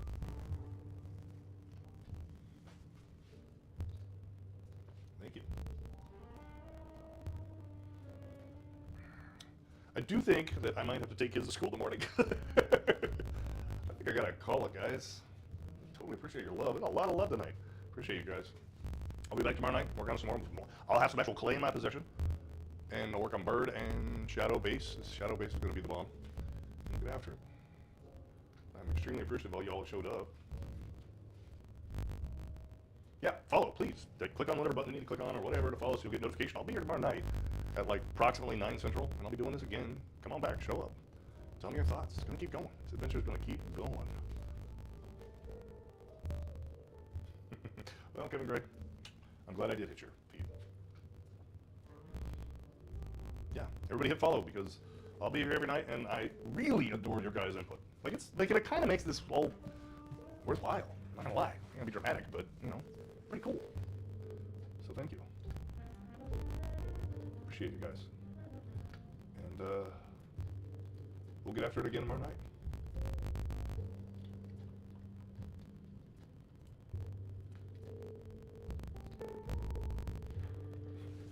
God, there's a lot of people here. Okay, love you guys. Good night.